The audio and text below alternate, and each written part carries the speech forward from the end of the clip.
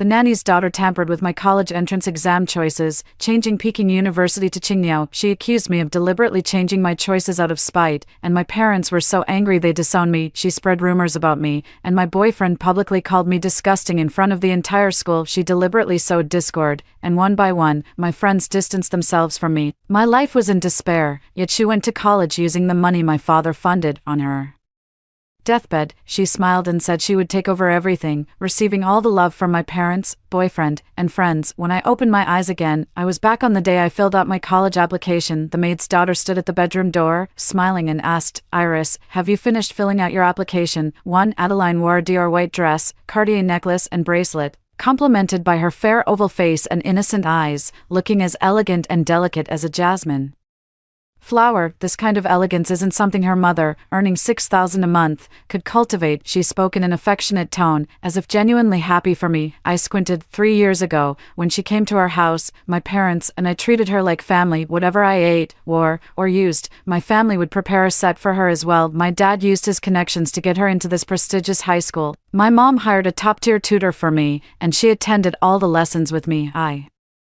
brought her into my circle of wealthy, second-generation friends to help her fit in. I told everyone that Adeline was like a sister to me, yet, even after all that, in my past life, with her dying breath, she said she was tired of living in my shadow. My money, my parents' love, my stellar grades, my handsome boyfriend. She was driven mad with jealousy by it all.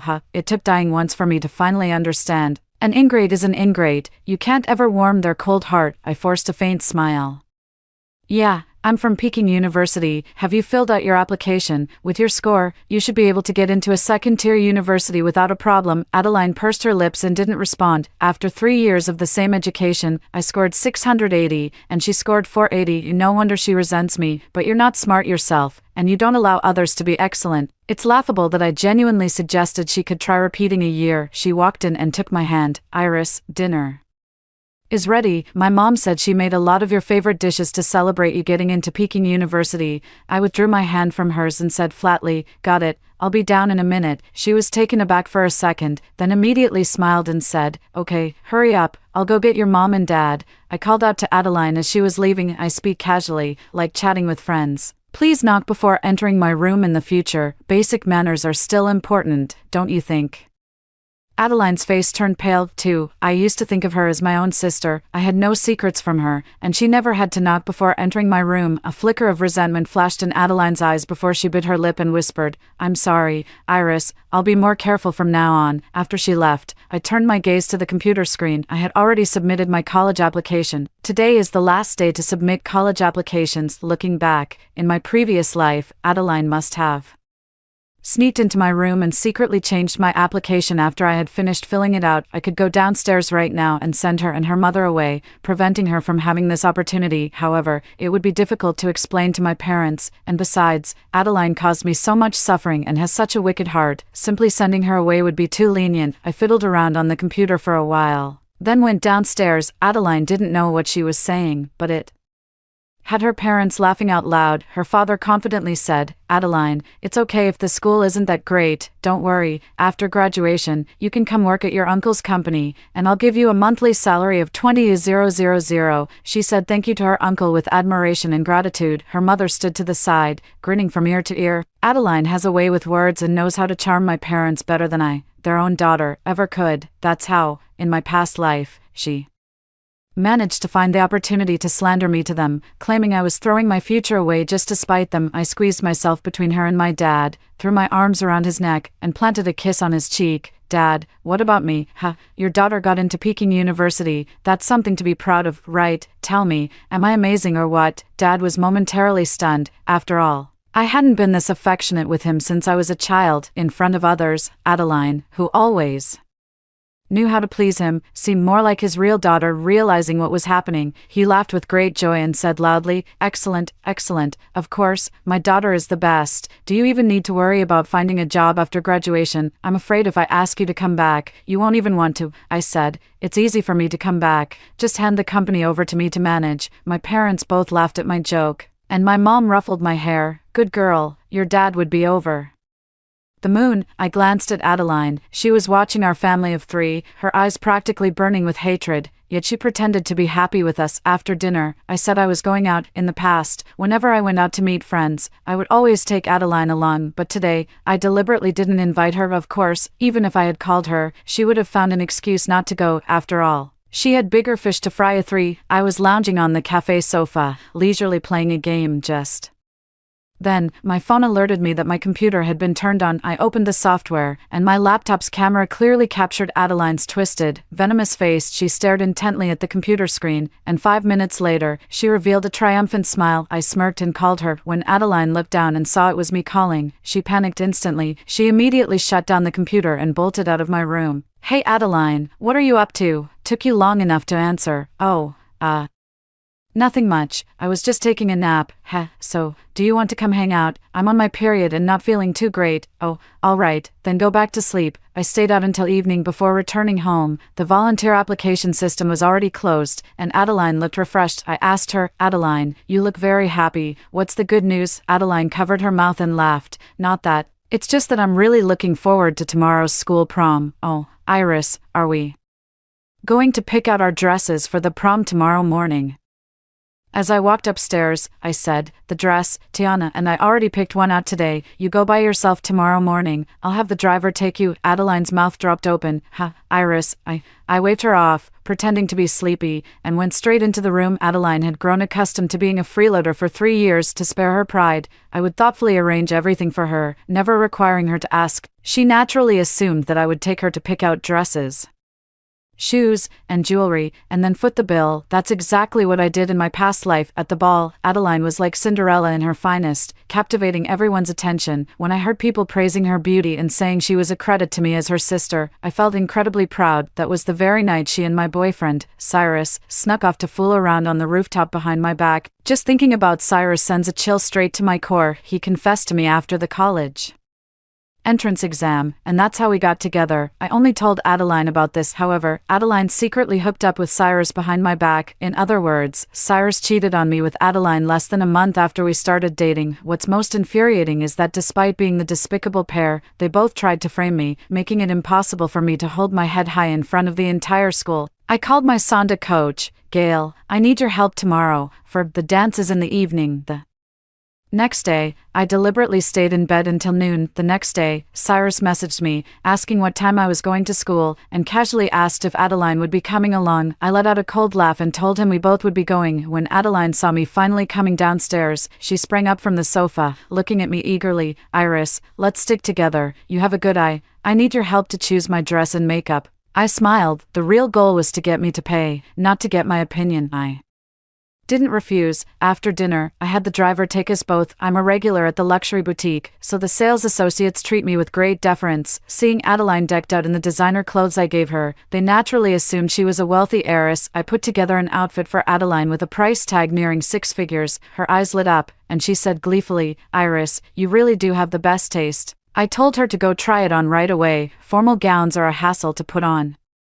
Seizing the moment while Adeline was in the fitting room, I told the sales associate I had an urgent matter to attend to and had to leave, and that my sister could take her time browsing. The sales assistant certainly didn't expect Adeline to be unable to pay, so she respectfully saw me off. I took my dress and, half an hour later, Adeline called. "Iris, when are you coming back?" "Adeline, have you picked one?" "I can't make it right now. How about we just meet at school? The driver is waiting at the door." "Don't worry." When she heard I wasn't coming back, Adeline panicked, but she stammered for a long moment, but in the end, she couldn't bring herself to ask me to come back and pay the bill. "Oh, what was I thinking? I forgot to settle the bill with you first." Adeline let out a long sigh of relief when I hit the nail on the head, then fell silent, waiting for me to continue. "Adeline, just use your card for now. I really can't make it over there." I didn't give her a chance to respond, and quickly hung up the phone. Adeline thought I didn't know, but for years she'd been secretly selling off the expensive gifts my parents gave her. Her little nest egg is even bigger than her mother's. She spends our family's money without a second thought, but it absolutely kills her to spend her own good. The pain is just beginning. That evening, Adeline arrived at the venue right on time in our family car 5. Just like in her past life, she was dressed like a princess from a fairy tale, akin to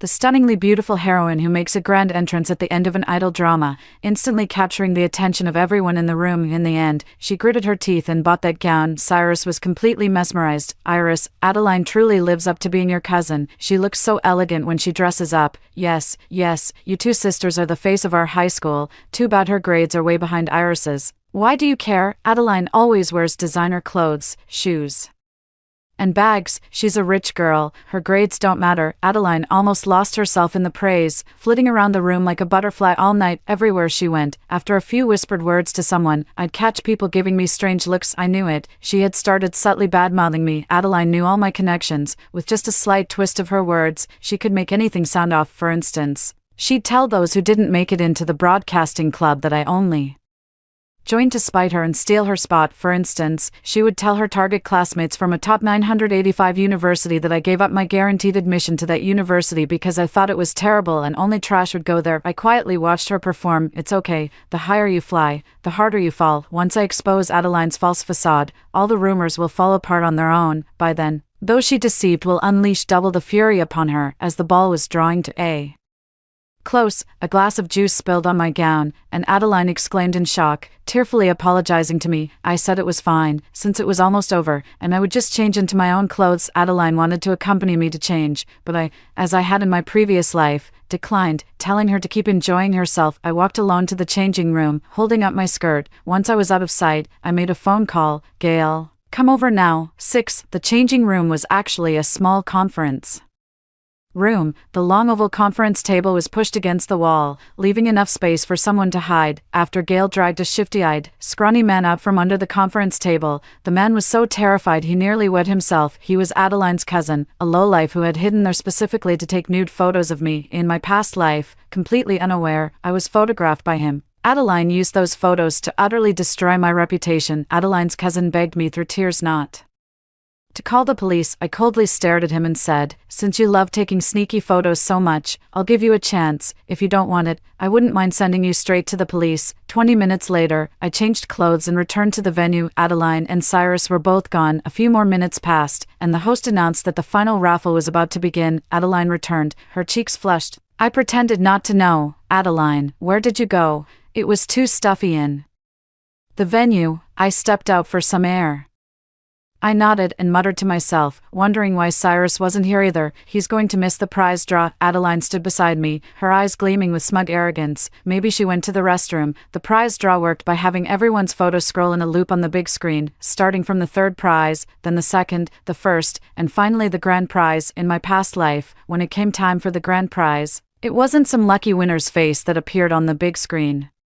It was mine. Since the dress was off the shoulder, it left me nearly naked underneath. When I took it off, Adeline's cousin deliberately showed his hand from certain angles, making it look like I was fooling around with a man in the fitting room. The first prize had already been drawn when Cyrus arrived late. After shyly exchanging a glance with him, Adeline excitedly stared at the big screen, her eyes filled with madness, and her clasped hands trembled slightly with excitement. In my past life, I thought she was nervous because she cared too much about the grand prize. The host hyped up the atmosphere. Everyone in the venue stared at the screen, and they all counted down together. 3, 2, 1, stop. Instead of cheers, there was a dead silence. Cyrus stood to my left, and Adeline to my right. Both of them panicked at the same time. 7. A girl in a pink tutu knelt between the boy's legs. The guy leaned against the wall, his handsome face showing extreme enjoyment. Everyone present, not children, could clearly understand what the two people in the photo were doing. The dim lighting did not prevent everyone from instantly recognizing that the protagonists were Adeline and Cyrus. I furrowed my brow. I knew those two were up to something, but actually seeing it live, Adeline managed to thoroughly disgust me. She really will stop at nothing. Adeline and Cyrus were stunned, frozen in place and completely at a loss. A few seconds later, the teacher and the host hurriedly turned off the big screen. The realization finally hit everyone like a boulder crashing into a lake, and the place absolutely erupted. Holy shit, no way, Adeline and the school heartthrob, that's fucking wild. Who would have thought? Adeline's always so poised and perfect, but she really gets down in private. Well, what do you expect when Cyrus is the school heartthrob? Though I always thought he was into Iris, so what if he's popular? A girl with no self-respect is just pathetic, no matter how rich she is. The whispers grew louder and louder. The crowd, thrilled by the juicy gossip, didn't even bother to lower their voices despite the two people involved being right there. A few girls who had it out for Adeline started jeering loudly on purpose, hurling insults like slut, trash, and worse than a prostitute. As the comments grew increasingly vulgar, Adeline's composure shattered. Her face was a vivid tapestry of shame, rage, and utter bewilderment. Of course, it never crossed her mind that according to her own plan, I was supposed to be the one on that screen, the one being gossiped about and scorned, the one drowning in humiliation. How did it end up being her? She couldn't even try to deny it was her in the video. It's not like everyone was blind. Adeline covered her face and tried to bolt, but I grabbed her arm and yanked her back. A joke. How could I ever let her go? Stay right here and keep embarrassing yourself. With my left hand, I held on to Adeline for dear life, while my right hand delivered a stinging slap across Cyrus's face. Cyrus, how dare you treat my sister like this? What do you take me for? I put all my strength into that slap. Despite being a girl, all those years of practicing Sanda weren't for nothing. Cyrus staggered, almost falling over it ate to others. I hit him to seek justice for my beloved sister, but Cyrus knew full well that his affair with Adeline was cheating and betrayal in my eyes. As expected, Cyrus was guilty and didn't dare to get angry when I hit him. Instead, he quickly begged for my forgiveness. Adeline seduced me first. It's true, she was the one who invited me to the rooftop. She's your sister. I thought she had something important to tell me, so I went. Cyrus grew even more anxious as he saw I remained unmoved and started to speak without thinking. Iris, it's really not my fault. Adeline is just a cheap slut. How could I possibly like her? Adeline, who is being held by me, shuddered and stared at Cyrus in disbelief with wide eyes.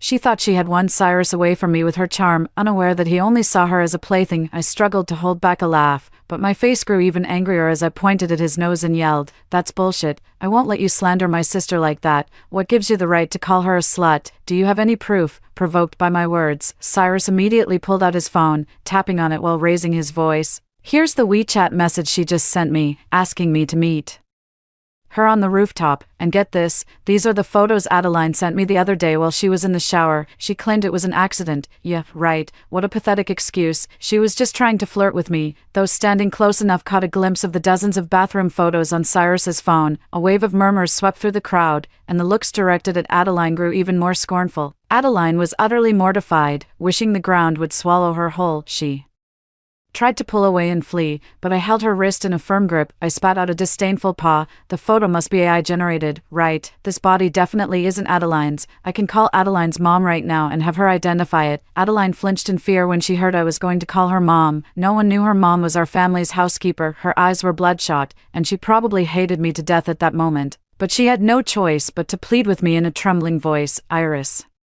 I don't want to stay here anymore. Can we please just go?" I looked at her with a pang in my heart, then turned and said coldly to Cyrus, "Cyrus, Adeline is still a minor. How could you do something like this? Unless you're telling me you two are officially dating now. Adeline's birthday is in 2 weeks, which means she's not 18 yet." Cyrus was quick to deny it. "Who said we're dating? It was really her who seduced me first, believe me." I just frowned, indicating that I didn't believe a word he said. Adeline didn't dare to argue back. She just dragged me away. Since our goal was already achieved, I let her pull me out of the venue. 9. On the way back, Adeline cried and apologized to me. I generously said, "Adeline, I don't blame you." Adeline looked up uncertainly and asked me, "Iris, you really don't blame me? Of course, you're my sister, and I trust you. Tell me, did Cyrus force you to do it?" Adeline's mouth half open, utterly astonished. After all, she did that with my boyfriend, and with the evidence on Cyrus's phone. Any normal person would consider hitting her a mild reaction. Adeline hesitated for a few seconds, as if making up her mind, then nodded. "Yes, I accidentally sent him some selfies I took for fun, and he used them to threaten me, saying he would expose them if I didn't do what he wanted." "Wah, Iris, I'm really scared. I didn't mean to interfere with you two." Adeline seemed to really get into the act as she broke down in tears. "Don't worry, I'll tell my dad about this and have him help you get justice." "No," Adeline suddenly cried out, realizing she had overreacted. She explained sheepishly, "What I mean is, I don't want to make a big deal out of this. I especially don't want my uncle to get on the wrong side of Cyrus's parents because of me. Iris, please, can we just let this go? I'm begging you." She was genuinely terrified. Cyrus's family wields significant power locally, and Adeline schemed to take Cyrus away, not just to spite me but also because of this. However, this also Means that if she offends Cyrus, the Lynn family will definitely not let her off the hook. Facing Adeline's desperate pleas, I agreed. At the doorstep, I remembered I left my phone in the car and told her to go in first. Back in the car, I didn't hesitate and immediately dialed 110. Officer, I'd like to anonymously report a case involving the use of nude photos to blackmail and sexually assault an underage girl. Yes, I have photos of the victim and a recorded confession as evidence. I'll have someone deliver it to the police station shortly. It proves she was coerced. 10. After reporting it to the police, I asked the driver to come home with me. As soon as I reached the door, I heard a man's furious roar and the sound of things being smashed inside. My parents are on a business trip this morning, so logically, only Adeline and her mom should be home right now. The driver cautiously stopped me. I assured him it was fine and pushed the door open to walk in. I'm telling you right now, if you don't give me the money, I'm not leaving. A scruffy, unkempt middle-aged man lounged sloppily on my sofa. My mom and I don't have any money. Staying here won't help you. Adeline, you've really grown up. Living in a villa, riding in luxury cars with your mom every day, while your old man is out there suffering. Do you even know? So what? I've already cut ties with you. Cut ties, no matter how far you go. You'll always be my Griffin's blood. This man is Adeline's biological father, a drunkard and a gambler. Adeline despises him to the core. I cleared my throat, and the three arguing people were startled. Adeline's mom was the most nervous. Iris, I wasn't angry, and greeted them cheerfully. Is this Uncle Griffin? Although Griffin looked like a scoundrel, he didn't dare to be too reckless in front of me, his master, especially since I was with someone. He straightened up. Yes, I'm here to find my wife and daughter. Once I get the money, I'll leave. Adeline was already exhausted from the ball, and now that I've seen her vulnerable side, she's even more furious. What daughter? Who's your daughter? Are you leaving or not? If you don't leave, we'll call the police and report you for trespassing. Griffin didn't care about Adeline's threats, but when I appeared, he became wary. I smiled. Adeline, I think Uncle Griffin must be in some kind of trouble. Otherwise he wouldn't have come here looking for you. If you can help, just do it. After all, blood is thicker than water, and family ties can't be severed. Adeline and her mom didn't expect me to say that. Her mom quickly explained to me in a panic, Iris, you don't know, this scoundrel is a bottomless pit. He's already drained all our money. 11. Griffin, seeing that I was actually on his side, relaxed and started showering me with compliments. TSK, TSK, TSK, look at this. Now that's the poise of a true young lady of nobility. Adeline, you live together, eat together every day, yet you can't even compare to her in the slightest. That's a good point. I like hearing that. Adeline was hit right where it hurts. What she cares about most is the gap between us, which is why in her previous life, she went to great lengths to get everything I had. At this moment, she was so angry she could have ground her teeth to dust, but she didn't dare to vent her anger at me, so she directed it at her dad instead. She tried to pull Griffin up from the sofa. Get out. We will absolutely not give you any money. I chimed in at the right moment. Adeline, be careful. That's the $6,000 dress you just bought. Don't ruin it. What? 60,000? The man struggling with Adeline froze. He stared in disbelief at the dress she was wearing, his expression shifting from confusion to outright fury. The next instant, his face twisted into a snarl. He swung his arm and landed two heavy slaps across Adeline's face. You little bitch. I've been running around like a damn dog, hiding from everyone over 10 grand, and you dropped 60,000 on a dress, and you had the nerve to tell me you were broke. Adeline was completely unprepared and was knocked to the ground with a slap. Along with her, a bloodied tooth fell to the ground.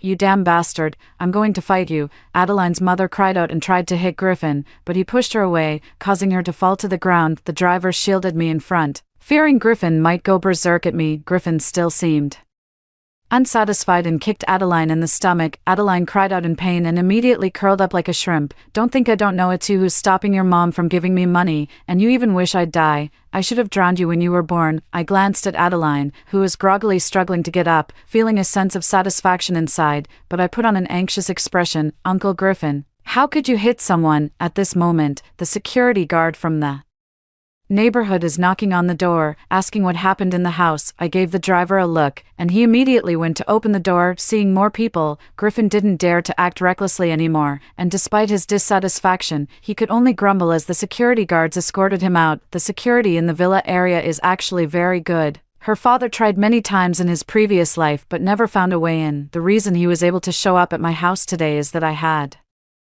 Someone give him a temporary access card. Yes, I intentionally let him in. 12. In my past life, after I came home in disgrace from the ball, Adeline took advantage of my parents' absence to secretly report on me behind my back. She told them I had been caught in a compromising situation with someone, that the whole school had seen it, and that I had brought utter shame upon the family, although my parents doted on me. Our family discipline was extremely strict. They couldn't possibly accept such a scandal. They flew back first thing the next morning to give me a stern lesson. Even though I tried my best to explain, with Adeline's slanderous accusations already planted and that inexplicable man in the photo, my parents were utterly disappointed in me. Adeline herself never had a proper family growing up. That's precisely why she couldn't stand the love my parents showered on me. This time, not only did I replace the person who brought shame with her, but I also made her endure the insults and beatings from her most despised biological father right in front of me. After Griffin left, I looked down at Adeline on the ground, having no intention of helping her up. Auntie, Adeline, what's going on? Why did you let such a dangerous person into my house? I emphasized the word my house deliberately. Adeline's mother flushed. At a loss for words, I continued, you've been with our family for quite some time now. I believe neither I nor my parents have ever treated you poorly, therefore, I must ask you to sort out your own domestic affairs. I do not wish to see a repeat of today's incident. Adeline clutched her stomach, clearly in agony, yet her eyes burned with malice. Her entire face was contorted with intense hatred, bearing no resemblance whatsoever to the stunning vision that had captivated the entire ballroom just hours before. Adeline's mother cherished her life with her daughter in my home and kept apologizing to me, promising it would never happen again. Then she fearfully asked me, Iris, Adeline seems to be seriously injured. I'm so scared. Should we go to the hospital? I went straight upstairs, leaving the mother and daughter with my back. Go ahead if you want to. The driver might not be far, so let him take you. I won't be as naive as before, rushing to care for Adeline just because she has a headache or fever. Perhaps from this moment on, Adeline will start to suspect that something is gradually off with me, but who cares? Tonight was a nightmare for her. But tomorrow, an even bigger one awaits. 13. I slept well, woke up, and checked my phone. Adeline's mom had already called me countless times and sent dozens of messages. Iris, Adeline, and I are at the police station. They've been questioning Adeline alone for hours. I'm so worried. Did something happen at the school dance? I asked her, but she wouldn't tell me. I'm so worried. Iris, please come and help her, or ask your parents to intervene. Okay, Adeline is still young, and she's about to go to college. She can't afford to get into trouble, to be honest. Adeline's mom truly cares for her, but she's so protective of her daughter that in her previous life, even knowing that her daughter tampered with my college application, she still covered it up for her. Therefore, I can't feel sorry for her at all. I texted her mom back, Auntie, I just woke up. I'll be right over. I'd better hurry, or I'll miss the main event. I picked out a nice dress and did my makeup in the car, making sure I'd look my best when I saw Adeline. I saw the Lynn family's luxury car parked at the entrance. As soon as I walked in, I saw Cyrus's mother interrogating Adeline's mother fiercely, but she knew nothing and could only cry. Why are you crying? What status does my son have? Would he even look at the daughter of a nanny? It must be your shameless daughter who seduced my son first. I cleared my throat lightly, and when Cyrus's mother saw me, her expression softened slightly. Iris, since Adeline is always with you, you must know something, right? Given the relationship between our parents, I hope you'll be honest with me. I couldn't help but laugh. Don't worry, Auntie, even though I think of Adeline as a little sister, I believe in fairness over favoritism. I'll tell you everything I know. Cyrus must have been taken away so suddenly that he didn't have a chance to tell his mother what happened, so I laid out the whole story from last night's dance, step by step, including how Cyrus finally showed everyone the bathroom photo Adeline had sent him, and the WeChat message asking him to meet on the rooftop. Cyrus's mother could verify any of this by asking just about anyone who was there. After hearing this, Cyrus's mother became even more convinced of her son's innocence. So it was that little tramp who seduced my son. I heard it was Adeline herself who falsely accused my son of threatening her, which is why the police took him away. Is that right? I shrugged. That, I wouldn't know. I'll stop here. I don't want the Lynn family to find out that I was deliberately stirring up trouble. 14. At this moment, Adeline finally came out. She was still wearing that six-figure gown. After just one night, her meticulously styled hair and makeup were a mess, her face haggard and pale, looking like a ghost. Right behind her came Cyrus. The female police officer next to her said sternly, "We have clarified the situation." Adeline admitted that all her actions with Cyrus were voluntary, with no coercion involved, of course, summoning Cyrus for Questioning is part of our standard procedure. Please understand, parents, now that the facts are clear, you can leave after signing." Adeline's mother breathed a sigh of relief, while Cyrus's mother glared at Adeline. Cyrus's mother didn't make a scene and cooperated with the police to sign the document. I watched Adeline from behind the crowd, my eyes gleaming with amusement. No matter how much she tried to explain and absolve Cyrus, taking all the blame onto herself, she had now completely offended the Lynn family. I knew she must be terrified right now. Sure enough, as soon as we stepped out of the police station, Adeline pretended not to notice Cyrus's mother's death glare and grabbed me. "Iris, I'm feeling a bit dizzy. Can you take me home quickly?" "Home?" Adeline nodded eagerly. I pulled my arm away from her grasp. "Adeline, you're an adult now. Can you be more precise with your words? That's my house, not yours." Adeline's eyes widened, unable to believe what I had just said. Cyrus's mother suddenly spoke up. "After all, you're a boy, and you're responsible for this too. I think we should invite Miss Adeline to our home as a guest to make amends." Cyrus's mother said that, but the malice in her eyes was almost overflowing. Both Adeline and I knew exactly what that meant. Adeline shook her head and shouted, "No, I won't go. I refuse," but reality gave her no choice. The Lynn family's bodyguards practically carried her to the car, while Cyrus's mother intercepted Adeline's mom. "Since the two of them have gone this far, they're clearly in a relationship. She's just going to her boyfriend's house for a visit. There's nothing to worry about." Then, the Lynn family took Adeline and drove off in a hurry. I watched them leave with satisfaction. Cyrus's mother is tough, and it's said that she once caught several of Cyrus's father's mistresses, and their endings were quite miserable. "Adeline, you're in for some trouble." 15, as I was about to get into the car. Adeline's anxious mother tried to follow me in, but the driver stopped her. "Auntie, you've worked hard at our house these past few years. I've already transferred this month's salary to your card, including an extra personal thank you bonus from me. I've had your and Adeline's belongings at our house packed up and sent to your home in the south of the city." Before Adeline's mother could react, I had already closed the car door. The southern part of the city I mentioned is where Adeline's dad is currently living. Initially, I felt sorry for Adeline living with such a unreliable father, so I suggested to my parents that we bring her to live with us. To my surprise, what I thought was a kind gesture was seen by her as making her my accessory. If that's how she feels, then she should go back to where she belongs. When my parents returned, they found that Adeline and her mother were gone and asked me in surprise what had happened. I told my parents about how Adeline had arranged for her cousin to secretly take photos of me at the dance, and about how Adeline's father suddenly barged into our house late at night. My mother was deeply shaken at the thought of how close I had come to having my nude photos taken. "Oh my God, if it weren't for our vigilant Iris, what would we have done now?" My dad asked me with concern. "That scoundrel Griffin came to our house. Didn't he do anything to you?" "You, my child,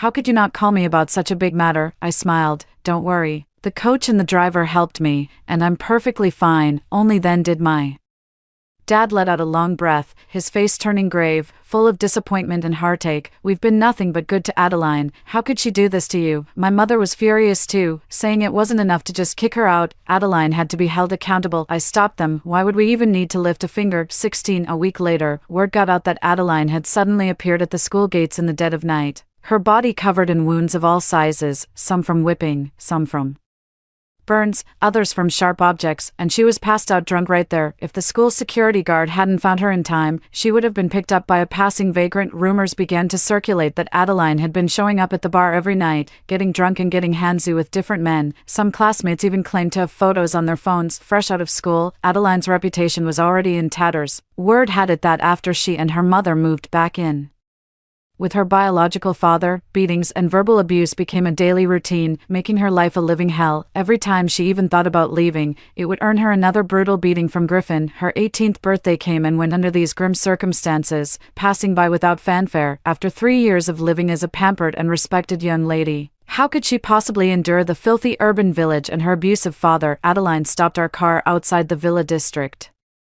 At the time, I was about to go with my mom to attend a charity gala. My mom was furious upon seeing Adeline, and I held her back to calm her down. "Mom, it's come to this. What more is there to say to her? Let me handle it." My mom glanced at Adeline, who was standing outside the car with a dark expression, and looked worried. "For the past 3 years, you treated her like a real sister. What did you ever do wrong? And now she dares to come to our door. Be careful, she might have some malicious Intent again, I pointed to the security guard at the door, reassuring my mom I knew Adeline wouldn't do anything to me, at least not for now, because she must be dying to see me go crazy with shock and excitement after receiving the admission notice. I jumped out of the car and strolled over to her. Adeline's eyes were filled with venom, and in just 2 weeks, she had changed so much from who she used to be. Iris, it was you, wasn't it? That day in the car, you tricked me into saying those things on purpose, then reported me to the police and pinned the whole thing on me. 17, I tricked you. Did that really happen? I covered my mouth and asked back in an exaggerated tone. So, it wasn't Cyrus threatening you. You really were the one seducing him. Adeline was speechless, the muscles in her face twitching. I sneered. Is there anything else? I believe I've already returned her things and given your mother her wages. Why? Adeline suddenly shrieked, her face contorted. Iris, why?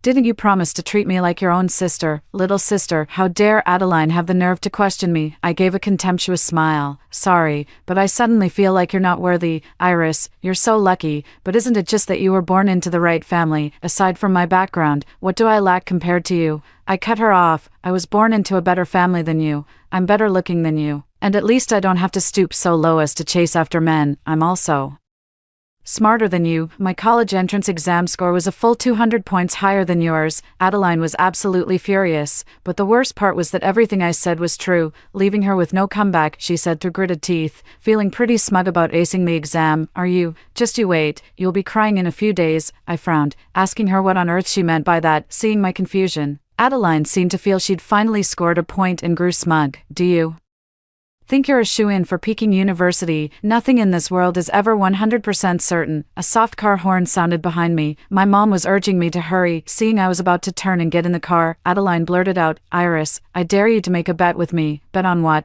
I bet you won't get into Peking University. I raised an eyebrow, and the stakes are. Her jealousy was no longer hidden as she viciously said, if you don't get accepted, you owe me 5 million, and you have to run naked around the school, proclaiming you're the lowest, the biggest slut.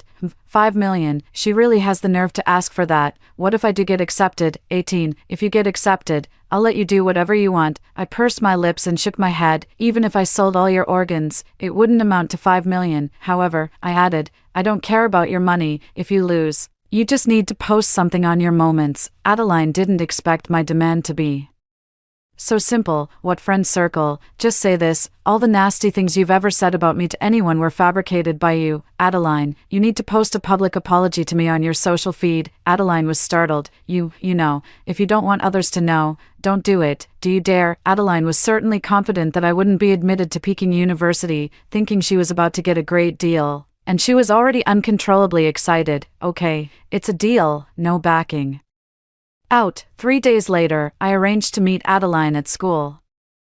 All students who applied to Tsinghua and Peking University were gathered in a large auditorium to check their admission results together. When Adeline appeared, many people began whispering, and the content of their discussion was, of course, not pleasant, but Adeline no longer cared. She calmly walked into the auditorium and found a seat in the farthest corner to avoid disrupting others from checking their results. I asked the teacher to place me last. Half an hour later, the 20 people ahead of me finished checking their results, and without exception, everyone confirmed they were admitted to Tsinghua or Peking University. When it was my turn, I glanced over at Adeline. She stood confidently with her arms crossed, and when our eyes met, she gave me a thumbs-down gesture. I calmly logged into my account and checked my application status. Congratulations, Iris, and thank you for bringing honor to our alma mater. My teacher beside me immediately exclaimed loudly upon seeing the result.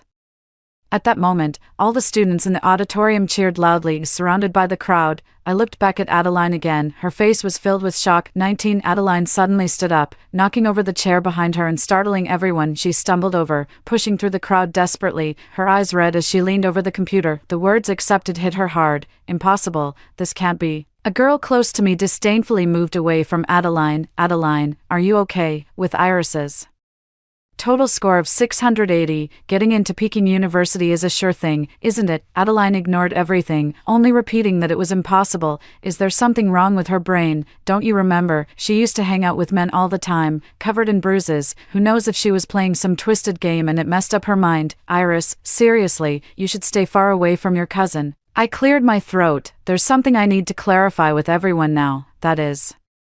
Adeline is not my cousin. Adeline suddenly looked up, as if anticipating what I was about to say, her unease intensifying. I smiled faintly. Her mother has worked for our family for 3 years, diligently and very seriously, and we are all very grateful. The classmates were all taken aback. Someone muttered under their breath, "So, you're saying Adeline is your housekeeper's daughter? Then why does she put on such airs all the time?" "Exactly. It's not like there's anything wrong with being a housekeeper's daughter. A dog doesn't despise a poor home, nor a child an ugly mother. She's just so damn pretentious." Adeline staggered, steadying herself against the edge of the table to keep from falling. The persona she had meticulously cultivated for 3 years had completely crumbled. I sauntered over to her. "Adeline, a bet's a bet. You know what you have to do. Don't even think about leaving here until it's done." Adeline couldn't figure out where it had all gone wrong. Why?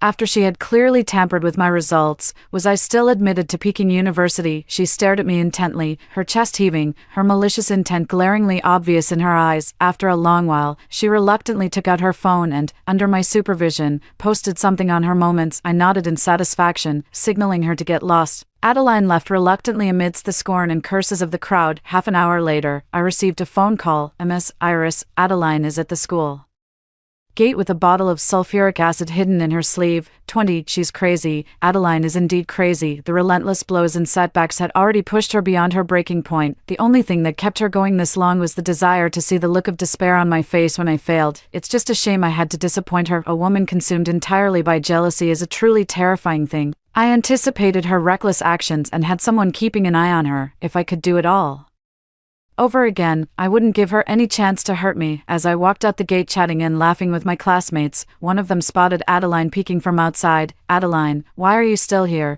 With an expressionless face, Adeline said, "I need to speak with Iris." I stood my ground, not moving, separated from her by the fence in a distance of 10 meters. "Go ahead, I'm listening." "Iris, you're still blaming me for what happened with Cyrus, aren't you? But I've already suffered a truly terrible and severe punishment. I just can't bear to lose the sisterhood we've built over these 3 years. I don't expect your forgiveness, whether you accept it or not. I truly want to apologize to you. Iris, I'm sorry. I shouldn't have deluded myself into trying to seduce Cyrus. You are a celestial fairy, a noble lady. How can I compare to you? It was my mistake." Adeline is crying uncontrollably. "Iris, right now, I just want to hug you, as a way to put an end to our past, okay?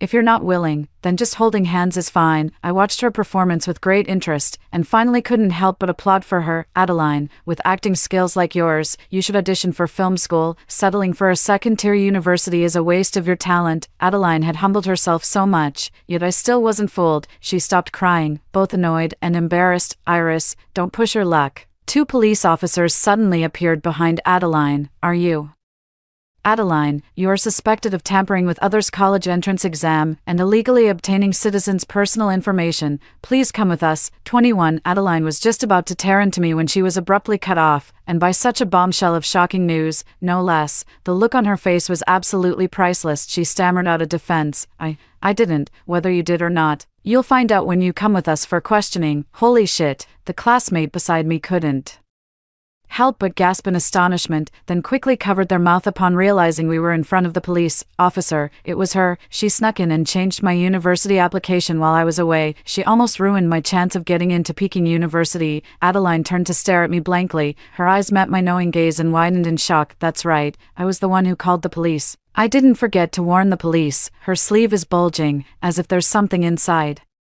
Could it be a weapon? Be careful. A bottle of sulfuric acid was immediately found in Adeline's sleeve by the police. The 2 police officers exchanged a glance and, with serious expressions, took Adeline away. Of course, as the plaintiff, I had to follow along obediently. A classmate who witnessed the whole incident immediately posted about it in various group chats after we left, spreading the news far and wide. In less than 5 minutes, the story of how Adeline tampered with my Peking University application and was taken away by the police at the school gate after I personally reported her had spread throughout the entire school.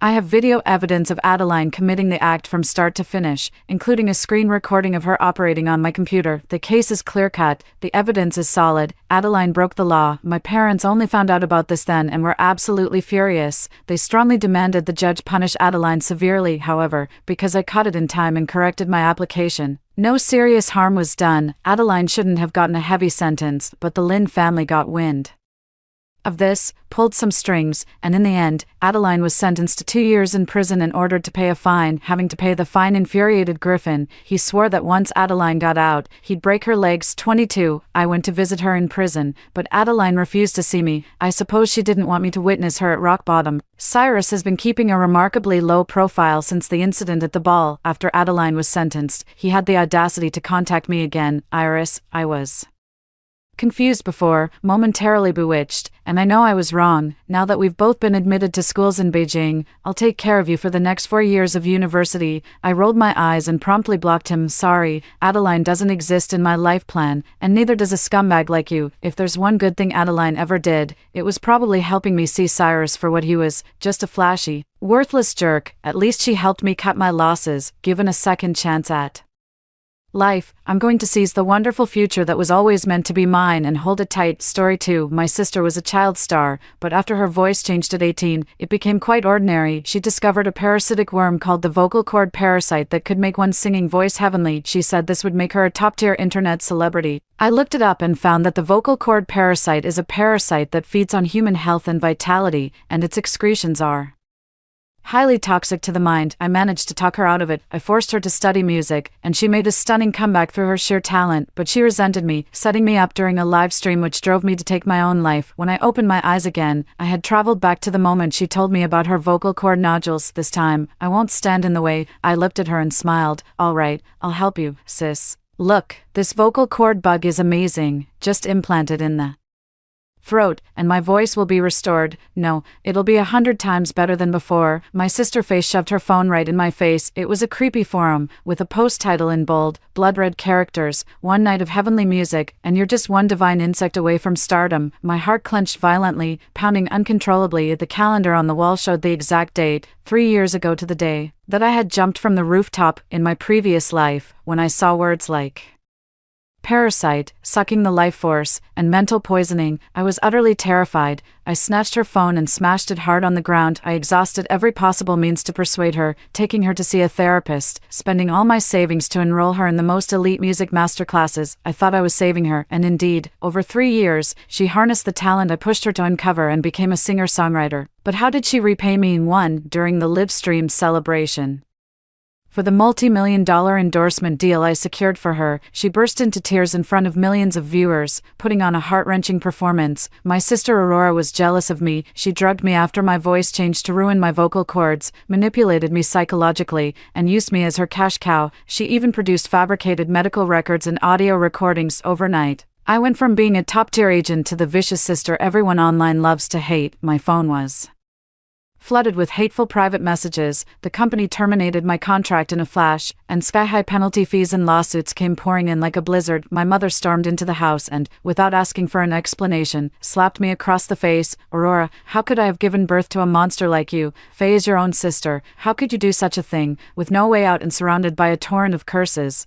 I jumped from the 33rd floor. After I died, I saw Faye standing over my corpse, her smile radiant yet piercing. I was reborn, facing the camera with tears still glistening in the corners of her eyes. She spoke in an airy tone. "Thank you all for helping me rid myself of the devil. From now on, I'll bring you more beautiful songs." My mother held her close, cradling her like a rare treasure, and tenderly wiped away those crocodile tears. "My dear daughter," she said, "it's all over now. From now on, I'll cherish only you." So all these years, my wholehearted devotion was nothing but a stepping stone on the path for that mother-daughter duo. I hate this. Staring at that venomous face, hatred festered within me, suppressing the urge to kill. I took the phone, my knuckles white from gripping it. I pretended to study it carefully, reading every word on the screen. Vocal cord insects, they do sound impressive. I looked up, forcing a worried expression. "But Faye, are these things safe?" Seeing I wasn't exploding like last time, Faye immediately softened. She leaned in, grabbing my arm and whining, "Sis, you've always spoiled me the most. Just listen to this awful voice of mine. How am I any different from some random person on the street? If this keeps up, all my fans will leave. I don't want an ordinary life. I want to stand on the biggest stage and make everyone scream for me.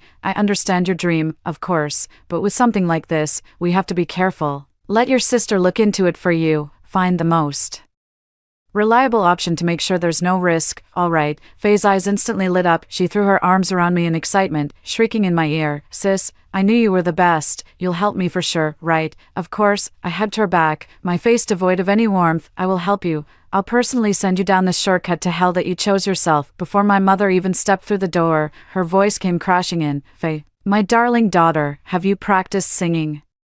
Today, I've made you some premium bird's nest soup. Come and have some." In her eyes, Faye was always the golden goose, while I was just part of the backdrop. Faye took the bird's nest soup and cooed, "Thanks, Mom," then shot me a knowing look. I set down the tablet containing the forged documents I'd spent all afternoon preparing. Clearing my throat, I said to my mother, "Mom, I need to discuss something with Faye. She's been so depressed about her vocal condition lately. Through a friend, I learned about this ancient remedy from a southern tribe that can completely transform someone's voice." Mom immediately grew concerned. "What kind of remedy? Is it safe? Don't you dare let anything happen to my daughter's voice." "It's perfectly safe," I assured her, handing over the tablet displaying the professionally fabricated presentation I'd paid to have made. The slides were filled with before and after comparison videos of internet celebrities, showing a night and day difference in their voices. You see, many overnight viral singers use this. It's an ancient tradition with a beautiful name, Celestial Voice Charm. Sounds elegant, doesn't it? I deliberately rebranded the disgusting term vocal cord parasite as Celestial Voice Charm. Faye nodded vigorously beside me. "Yeah, Mom, Sis has done all the research. It's totally safe. Please let me try it. I really can't stand my current voice anymore." My mother was completely dazzled by the idea of overnight fame. In her eyes, Faye's voice was a golden goose, her ticket to a secure future, as long as it could make that goose lay golden eggs again. She'd let Faye try anything, be it a heavenly voice potion or even a deal with the devil concoction. She swallowed hard and asked, "So, how much would that cost?" I held up 2 fingers. "The initial summoning ritual is 200,000. After that, you'll need special herbs from the southern regions to nurture the charm. That'll run you 10 to 20,000 a month." The seller on that forum only asked for 50,000. The extra 150,000 would naturally end up in my pocket. This was the first pot of gold I'd secured for myself in this new life. When my mom heard it was 200,000, her face twitched, but then she thought about the profits Faye brought in at her peak, and she gritted her teeth. "Fine, as long as it helps Faye recover, any amount is worth it. Aurora, I'm putting you in charge of this. Make sure it's done right. If you need more money, just tell me." "Don't worry, Mom, I'll get it done," I said with a nod.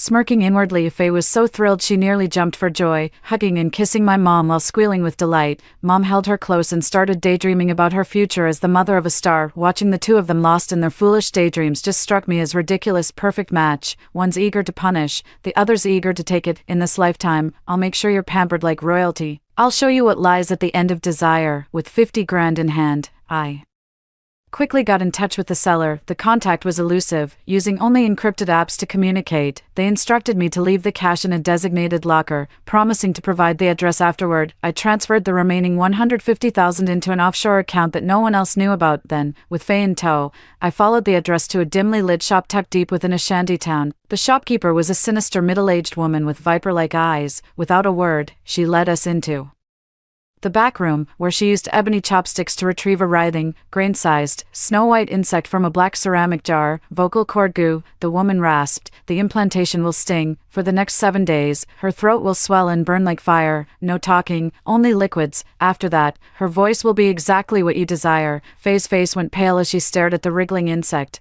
but the longing in her eyes overpowered the fear. I'm ready," she said, her voice trembling. Standing beside her, I squeezed her hand and whispered gently in her ear, "Don't be scared, Faye, I'm right here with you. Just think of the stage, your fans, it'll all be worth it." The implantation process was crude and brutal. With a sharp silver knife, the woman made an incision in Faye's throat over my mother's horrified gasp, inserted the insect into the wound, and sealed it with a glob of dark ointment. Faye convulsed in agony, her face streaked with tears and mucus, yet only a faint wheezing sound escaped her throat. My mother watched from the side, wiping her tears as her heart ached, murmuring, "My darling, you're enduring such torment just to make something of yourself." I handed her a tissue and comforted her. "Mom, don't be sad. This pain is necessary for her metamorphosis." Faye collapsed the moment we got home. She was burning up with fever, her throat so swollen it looked like she'd swallowed a walnut. All she could manage were these guttural, rasping sounds. Following the woman's instructions, I prepared a poultice daily by grinding fresh raw meat with herbs into a paste, which I then fed to her. The concoction reeked to high heaven. My mother would always pinch her nose and retreat to her room, leaving the feeding entirely to me. Aurora, hurry up. It's time for Faye to eat. Ugh, this smell is killing me. Without a word of complaint, I carried the bowl into Faye's room too. She was delirious with fever when she saw the bowl in my hand, her eyes filled with revulsion and disgust. I scooped up a spoonful and brought it to her cracked lips. In a voice so low only the two of us could hear, I whispered like a demon, "Eat up, my star. This is the premium fuel for your path to stardom." She glared at me weakly, forced to open her mouth as I spoon-fed her that vile substance. Those 7 days were pure hell for her, but for me, they were the overture to my revenge. Watching her waste away day by day, her eyes sunken, her skin sallow, I felt no pity. Only the savage thrill of vengeance taking root. After 7 days, her high fever broke. The swelling in her throat had miraculously vanished. That morning, she tentatively cleared her throat upon waking. Then, she let out a single sound. The voice carried an enchanting quality that seemed to seep into the very marrow of one's bones. My mother, who had been watching the news in the living room, heard it and rushed in as if struck by lightning. Faye herself was stunned. She touched her throat in disbelief, then tremblingly sang another line of the song. Every vocal run, every trill, was executed with flawless perfection, brimming with an intoxicating emotional pull. That voice doesn't sound human, it's like a siren's call. I did it, Mom, I did it. Overwhelmed with joy, Faye burst into tears and threw herself into my mother's arms. My mother held her, so excited she could barely form words. Oh my God. That voice, Faye, you're going to be a superstar. Our family is going to make it big. We're going to be rich. I stood to the side, smiling and clapping for her. Congratulations, Faye, your dream has come true. Yes, your dream has finally come true. Faye's new voice became her secret weapon to conquer the internet. I immediately registered accounts for her on all major platforms with a straightforward username, Celestial Faye. The first video was a clip of her singing an old song a cappella, no background music, no makeup, just a girl in a white dress, quietly singing by the window. The moment it was posted, the video exploded like a bomb, sending massive waves across the platform. Overnight, it amassed over 30 million views and more than 5 million likes. The comment section is filled with endless exclamations of amazement. Mind-blowing. Is this a voice blessed by angels? No, this is an angel descended to earth. I declare my ears are pregnant. You have to take responsibility for this, sis. This voice is addictive. I've had it on repeat for 3 hours and just can't stop. Faye has gone viral, spreading like wildfire across the internet. Her follower count is skyrocketing daily, and my inbox is flooded with offers for brand deals, collaborations, and endorsements. My mom is grinning from ear to ear, crunching numbers on her calculator all day and looking at me with unprecedented warmth. Aurora, you're the clever one. This is all thanks to you. Faye wouldn't be where she is today without you. I smiled modestly and said, Faye has a natural talent and a great voice. I'm just here to lend a hand. Naturally, I became Faye's exclusive agent, taking care of everything for her. I scheduled her with the most packed itinerary, live streams, recording sessions, commercial shoots, variety shows, leaving no breathing room in her schedule. My plan was to make her an overnight sensation, only to watch her come crashing down just as quickly. The side effects of the vocal cord parasite are kicking in faster than I anticipated. Faye's appetite has been growing ravenous, yet she's becoming impossibly picky. She spits out regular food after one bite. Only my special concoction of raw meat and herbs can satisfy her. I source those herbs regularly from that enigmatic shopkeeper, paying a premium price. Of course, I tell my mom they cost 10 times the actual amount. Beyond her eating habits, her energy levels have plummeted dramatically. On camera, she radiates with charm and sings with a captivating voice. But the moment the live stream ends, she collapses into her chair like a boneless heap, completely drained. Her skin turns deathly pale, requiring thick layers of foundation to conceal. The dark circles under her eyes are so severe, as if she'd been punched multiple times, that even the heaviest concealer can't hide them. During one live stream, right as she hit the climax of her song, she suddenly broke into a violent coughing fit. She clamped a hand over her mouth, her face instantly turning as pale as a sheet. The chat was immediately flooded with messages of concern. What's wrong, babe? Are you too tired, so worried about Faye? Sis, you really need to take care of yourself. I immediately rushed into the frame, handed her some water, and then ended the live stream, blaming it on internet issues. Back in the room, Faye was hunched over the trash can and coughed up a thick, blood-streaked glob of phlegm. Inside the phlegm, a few tiny black thread-like objects seemed to be wriggling.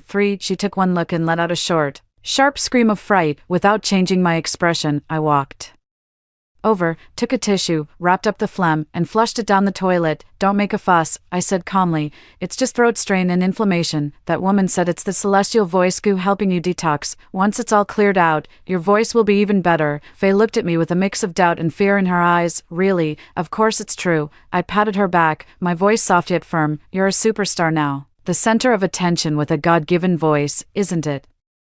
Normal to pay a small price. Think about everything you've gained. What's this little issue in comparison? I managed to convince her. Indeed, compared to the flowers, applause, adoration, an endless stream of money, these minor issues really don't amount to much. She touched up her makeup, went live again, flashed her signature sweet smile at the camera, and playfully apologized to her fans for the earlier internet glitch. Looking at that smile plastered on her face, a smile now filled with nothing but desire, I knew she was completely trapped, with no way back. Faye has grown increasingly dependent on me. Professionally, I'm her all-capable agent. Personally, I'm her sole provider. I'm the only one who can prepare her essential customized meals, and the only person who can obtain the specialized medication that alleviates her physical discomfort. I've become the indispensable pillar in her life. My mother, on the other hand, had completely turned into a money-counting mascot every day.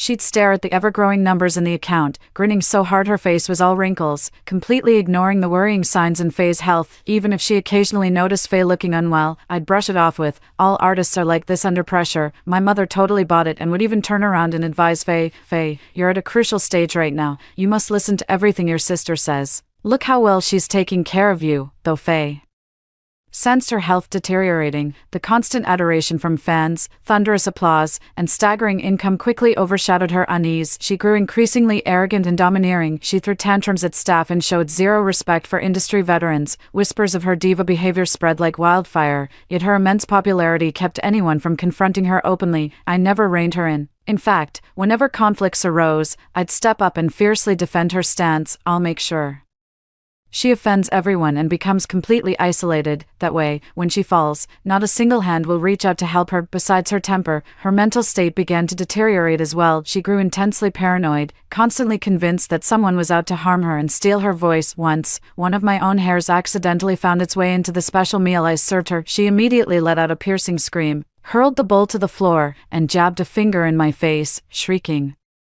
"Aurora, are you trying to poison me, waiting for me to die so you can inherit everything? Is that it?" I didn't get angry. I just quietly knelt down and started gathering the shattered pieces of the bowl. My mom rushed out at the noise, took in the chaotic mess on the floor, and immediately rounded on Faye, yelling, "Have you lost your mind? Your sister went through all the trouble to cook for you, and this is how you act. She's trying to kill me." Faye screamed hysterically, "There's poison in her food and hair." I stood up, my eyes welling up with perfectly timed tears, my face a picture of hurt. "Faye, why would I ever want to harm you? It was just a single hair. If you don't believe me, I'll make you a fresh portion right now." My utterly wronged expression instantly triggered my mother's protective instincts. She pulled me behind her in one swift motion and launched into a tirade at Faye. "You've had a taste of fame and now you've forgotten your place. Without your sister, where would you be today?" Apologized to her this instant.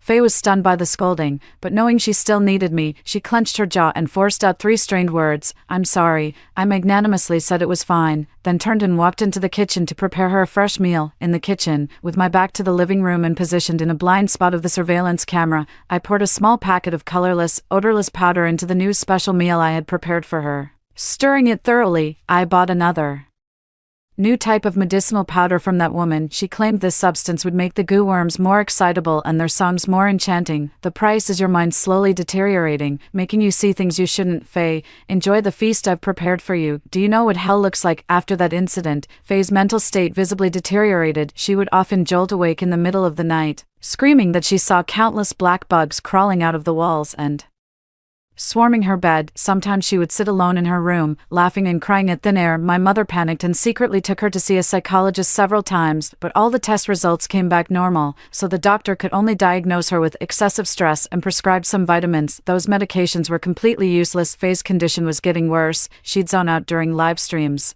suddenly give the camera this eerie smile, or stare in terror at empty corners.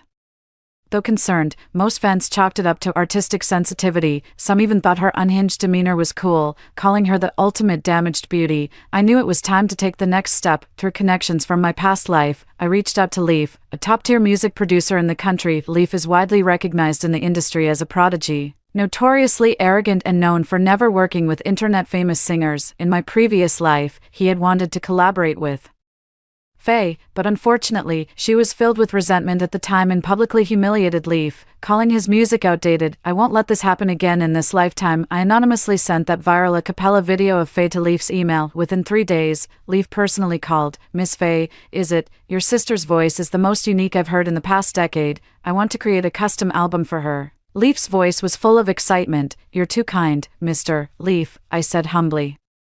Faye is truly honored by your recognition. When I told Faye the news, she was sitting at her vanity, nervously plucking stray hairs from her comb with tweezers. Her hair was falling out in clumps, and her hairline was visibly receding. Leaf, she curled her lip dismissively at the name. That old fossil, his music is so dated. I wouldn't be caught dead collaborating with him.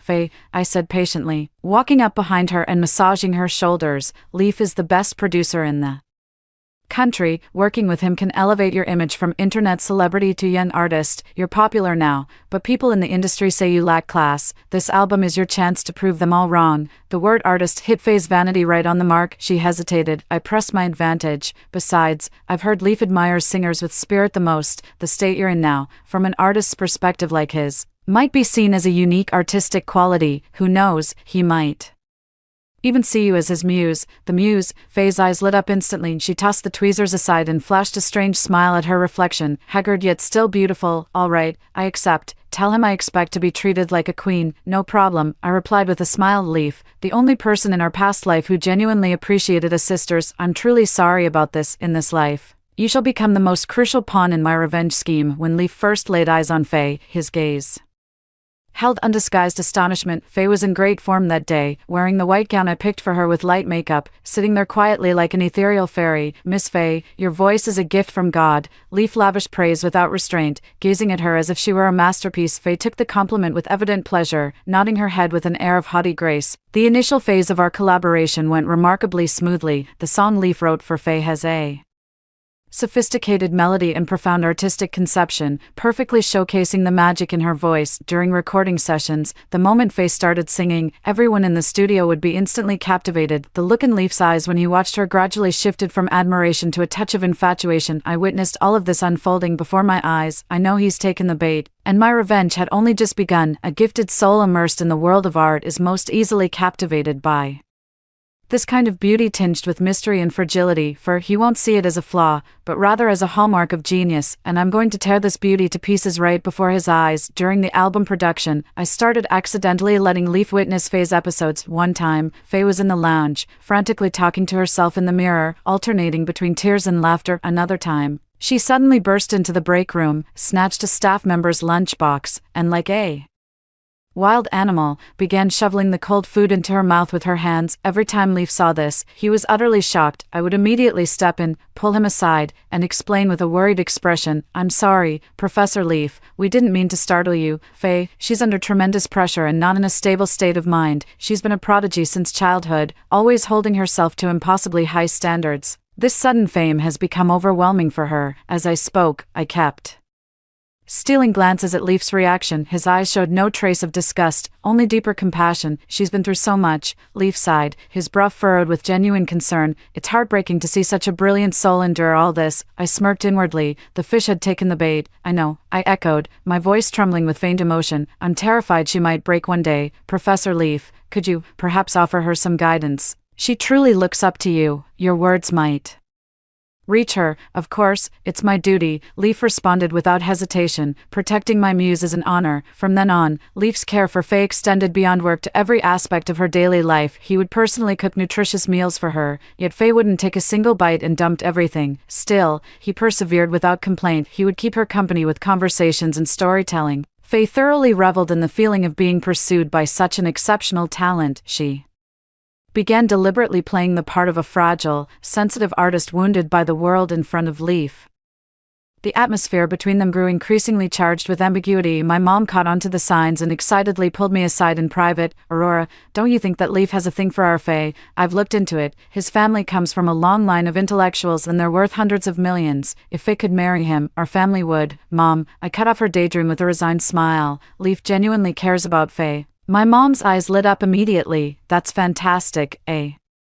Power couple in the making. You've got to help Faye lock down this wealthy catch. The bride price should be at least 8 figures, and that downtown villa must be registered under Faye's name. She immediately started eagerly calculating all the benefits she could get, watching her so consumed by greed. I couldn't help but laugh. Don't worry, Mom, I'll make sure Faye gets a grand send-off when she marries into the next life. Only catches. The groom isn't Leaf. It's the King of Hell, the album's release caused an unprecedented sensation overnight. Faye skyrocketed from internet celebrity to rising pop princess. She started sweeping music awards left and right, completely dominating the spotlight. Leaf threw a grand celebration banquet in her honor, and before all the media, he proposed to her. He knelt on one knee, holding up a pink diamond of at least 10 carats, his gaze filled with deep affection. Faye, you are the muse of my music, the miracle of my life. Please marry me, and let me spend my life protecting you. Camera flashes went off wildly across the room, and everyone held their breath. Faye stared at the dazzling diamond ring, her eyes brimming with greed and vanity. She slowly reached out her hand, a triumphant smirk spreading across her face. Just as her fingertips were about to touch the ring, I stood behind her, pressed close to her ear, and uttered in an icy tone, "Your body is already rotting. Do you dare let him touch you?" The words hit her like a bucket of ice water, instantly extinguishing every last spark within her. Indeed, that parasite had long since hollowed out her body. She relied on handfuls of medication to maintain her polished appearance, while suffering through nights of drenching night sweats, insomnia, and hair loss. Beneath her skin, you could even see the bluish-black, worm-like veins snaking their way along. She was terrified of letting anyone, especially Leaf, who saw her as his pure muse, see the ghastly, hollowed-out wreck she became after removing her makeup, not to mention marrying him and being intimate. Faye's face turned deathly pale in an instant. She jerked her hand back as if stung by a scorpion. I can't agree to this," she said, her voice trembling and her eyes filled with fear. Leaf was stunned, and the entire room erupted in an uproar. "Why?" The tenderness on Leaf's face froze solid. Faye's mind raced as she stared at his anguished expression. How could she possibly tell him there was a parasitic insect living inside her body? Finally, her drug-addled and parasite-ravaged nerves concocted a brilliant excuse. She suddenly spun around, grabbed my arm with her nails digging deep into my flesh, then pointed at me and screamed with all her might in a piercing voice, "Because of her, it's all because of her, my sister, Aurora. She's been controlling me like a vampire, using me as a cash cow. She forbids me from dating, saying if I dare marry you, she'll destroy everything I have." The entire room was stunned once again, all cameras and gazes instantly piercing through me like swords. I stood there, stunned, shocked, and wounded, as if unable to believe that my beloved younger sister would publicly slander me like this. Leaf stood up, frowning at me. "Aurora, what on earth did you do to Faye?" Before I could say a word, Faye lunged at me, grabbing my collar with a death grip like she'd lost her mind. "It's her, she's a monster. She's always been jealous of my talent, trying to ruin me since we're kids. Leaf, save me, get me out of here. I can't stand being under her control anymore. Last time around, she set me up exactly like this too, but back then, I was genuinely innocent and truly hurting. Now, watching her clumsy performance, I can only find it laughable. Faye, your acting is as over the top as ever, but it doesn't matter, as long as the audience enjoys the show." Leaf's gaze shifted between Faye's crumbling composure and my own pitiful state, tongue-tied with tears welling in my eyes, his expression a tangled web of emotions. In the end, he chose to believe in the pure, fragile muse he held in his heart. He stepped forward, pulling Faye behind him as a shield, then fixed me with an icy, disappointed glare. "Aurora, she isn't your property. You have no right to meddle with her happiness." Staring at his self-righteous face, the last shred of guilt I harbored vanished into thin air. I gave a bitter smile, shook my head in despair, and without a word, turned away to exit the venue, leaving behind a lonely silhouette that seemed betrayed by the whole world. I knew that starting tonight, the rumor vicious older sister controls her prodigy younger sister for money would spread throughout the industry. That was exactly the effect I wanted. "Faye, you've just pushed away the last person in this world who could have saved you. Now, let the gates of hell swing wide open for you, just as I predicted." The aftermath of the victory banquet sent shockwaves across the internet. Hashtags like "the truth behind Faye's rejected proposal," "Aurora the controlling agent," and "Leaf's rocky love life" took turns dominating the trending charts. Public opinion overwhelmingly sided with Faye and Leaf, while I was cast as the psychotic, vicious sister. Millions of Faye's fans flooded my social media platforms with vicious insults and curses directed at me. "Leave our Faye alone, you bloodsucker. I hope you get hit by a car, with that nasty face of yours. How can you be so Vicious, are you even fit to be her sister? Get out of Faye's life now, or we'll dox your entire family. I scrolled through those vicious comments one by one, feeling completely unfazed compared to the agony of being cyberbullied to the point of suicide in my past life. These words now feel like a gentle breeze brushing past me. My mom was absolutely furious too. When she called, it wasn't out of concern for me, but to demand, "Aurora, what are you trying to do? Are you jealous of Faye's happiness? Why would you stand in the way of her marrying Leaf? Such a perfect catch." "Mom, I'm not standing in her way," I said calmly. "Faye made that decision herself. Do you really believe her when she says I'm controlling her?" "I don't care. Everyone's criticizing you now, and you're damaging Faye's reputation. You need to issue a statement immediately, saying how close you sisters are and that all those media stories are fabricated," my mother demanded unreasonably. "Fine," I agreed. I did.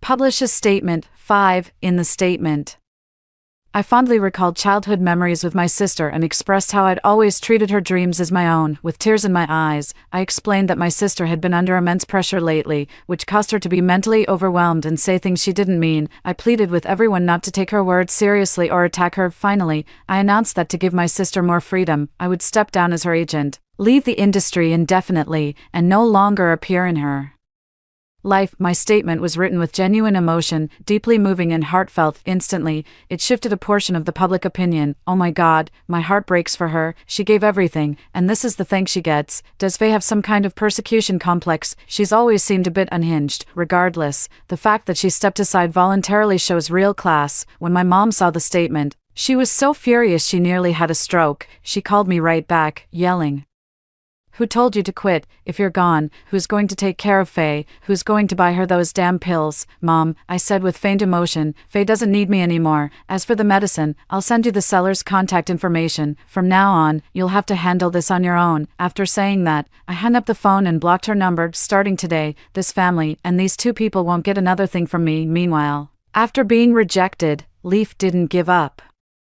Instead, it only fueled his protective instincts even more. He was convinced that Faye had become so unhinged precisely because I had oppressed her for far too long. He brought Faye to his luxurious hillside villa, showered her with affection, and promised to heal her with love. Faye was only too happy to be rid of me, moving into the mansion and living like a queen, pampered and waited on hand and foot. She thought she had finally found freedom and happiness. Little did she know, this was when her true nightmare began. Without the special meals and miracle medicine I prepared, the vocal cord parasite inside her was about to reveal its most ravenous and grotesque nature. My mother, clutching the contact information I gave her, rushed anxiously to find that female shop owner, but the moment the woman realized it wasn't me, she immediately grew guarded and coldly turned her away. "My products are exclusively for Miss Aurora. I don't deal with anyone else." My mother was so frantic she had to swallow her pride, constantly calling and texting me to beg for forgiveness. I ignored every single attempt. Meanwhile, Faye's condition took a sharp turn for the worse. On the third day after moving into Leaf's villa, she couldn't keep any food down, vomiting incessantly every day as her body visibly wasted away. Her voice began to falter too, growing unstable and often breaking into harsh, raspy tones. Most terrifying of all, her hallucinations were growing increasingly severe. She kept claiming to see black insects crawling out of the walls, the ceiling, even emerging from Leaf's own body. She screamed, wept, and smashed everything in sight, turning Leaf's $100 million villa into complete chaos. At first, Leaf patiently soothed her and brought in the world's top doctors, but all the test results showed that her physical functions were perfectly normal. The doctors unanimously concluded that she was suffering from severe psychological issues. Leaf took her to see a psychiatrist, but Faye refused to cooperate, insisting she wasn't the one who was ill. It was the world that had gone mad. Over time, Leaf's patience and affection were slowly worn away by the ordeal. He watched as his once radiant muse turned into a gaunt, hysterical woman, and the adoration in his eyes finally gave way to exhaustion, irritation, and fear. Finally, after Faye flew into another rage and struck his forehead with a crystal ashtray, Leaf completely broke down. He dialed my number. When the call connected, I could clearly hear the tremor in his voice. "Miss Faye, Aurora, please, you have to come see Faye. She doesn't have much time left. I'd been waiting for this call for a long time." In a voice heavy with exhaustion and sorrow, I said slowly, "Leaf, it's not that I don't want to take care of her, it's that she won't let me." "How is she doing now?" Leaf described Faye's condition, his voice filled with helplessness. "She refuses to eat, saying there are bugs in the food. She's become Skin and bones, her voice is almost gone, and she keeps rambling all day. I really don't know what to do anymore. How did it come to this? I choked out, my voice trembling with shock and heartache. She's had her ups and downs before, but never this bad. Could it be the change of environment? Maybe she just can't adjust. I skillfully guided him along. Leaf immediately latched onto this lifeline. It must be, you're the only one she trusts. The only one whose cooking she'll eat. Aurora, I'm begging you, please come back, whatever it takes to get her better. Just name your price, I'll agree to anything. I don't want anything in return, I said firmly. She's my only sister. I can't just stand by and watch something happen to her. I'm on my way. After hanging up, I stared at my reflection in the mirror. The woman in the mirror had eyes as cold as frost, yet a faint smile played at the corners of her lips. Faye, Leaf, I've come back to send you off, together on your final journey. When I arrived at Leaf's villa, I was met with complete chaos. The expensive carpet was stained with filth and vomit, while shards of a shattered antique vase lay scattered across the floor. Faye had locked herself in the bedroom and refused to come out. I walked up to the door and gave it a gentle knock. Faye, it's me, your sister. I brought your favorite nutrient meal. Could you open the door for me? The room fell silent for half a minute before Faye's weak, wary voice came through. You didn't put poison in it, did you, silly girl? Why would I ever hurt you? My voice was as gentle as a breeze. I'm here to save you. Have you forgotten? In this whole world, only I can make you feel better. With a soft click, the door cracked open just a sliver. I pushed the door open and was hit by a wave of sour, musty stench. The room was unlit, with the curtains drawn tight, sealing out any breath of air. Faye was curled up in the corner of the bed like a skeleton, her hair a dry, tangled mess, staring at me with terrified eyes. 6. I opened the food container, and a pungent smell of raw meat and herbs filled the air. A guttural, beast-like growl rumbled in Faye's throat, her eyes fixed intently on the container like a wolf that had starved for 10 days. She struggled off the bed and scrambled toward me on all fours. I didn't flinch, letting her snatch the food container and scoop up the mush with her hands. She wolfed it down, smearing it all over her face. Leaf, who was following me, was rendered speechless by the horrifying scene. I pressed a finger to my lips, pulled him out of the room, and gently closed the door. How could she end up like this? Leaf's face turned deathly pale. She's ill, a very strange illness. I began my prepared explanation, my face etched with sorrow and helplessness. This condition means she can only eat this special food. The moment I left, with no one to prepare it for her, the toxins in her body flared up. As Leaf watched the woman in the room eating like an animal, the last trace of affection in his eyes shattered completely, replaced by sheer terror. What kind of illness is this? Can it be cured? Even the doctors can't figure it out. I shook my head in despair. All I know is that the southern border tribe who gave me the secret remedy practices an ancient sacrificial ritual, said to completely cure this illness by drawing out the evil energy from the patient's body. But, I deliberately paused. Leaf pressed urgently, but what? But the ritual requires someone who shares the patient's bloodline and is willing to sacrifice everything for her, to act as the catalyst, I said, looking at him with unwavering determination. I'm her sister. I'm willing to be that catalyst for her. However, I shifted my tone. The ritual requires a guardian. This person must be someone the patient deeply loves and who deeply loves her in return. They must stand by her side during the ceremony, using the power of their love to purify the malevolent energy. Professor Leaf,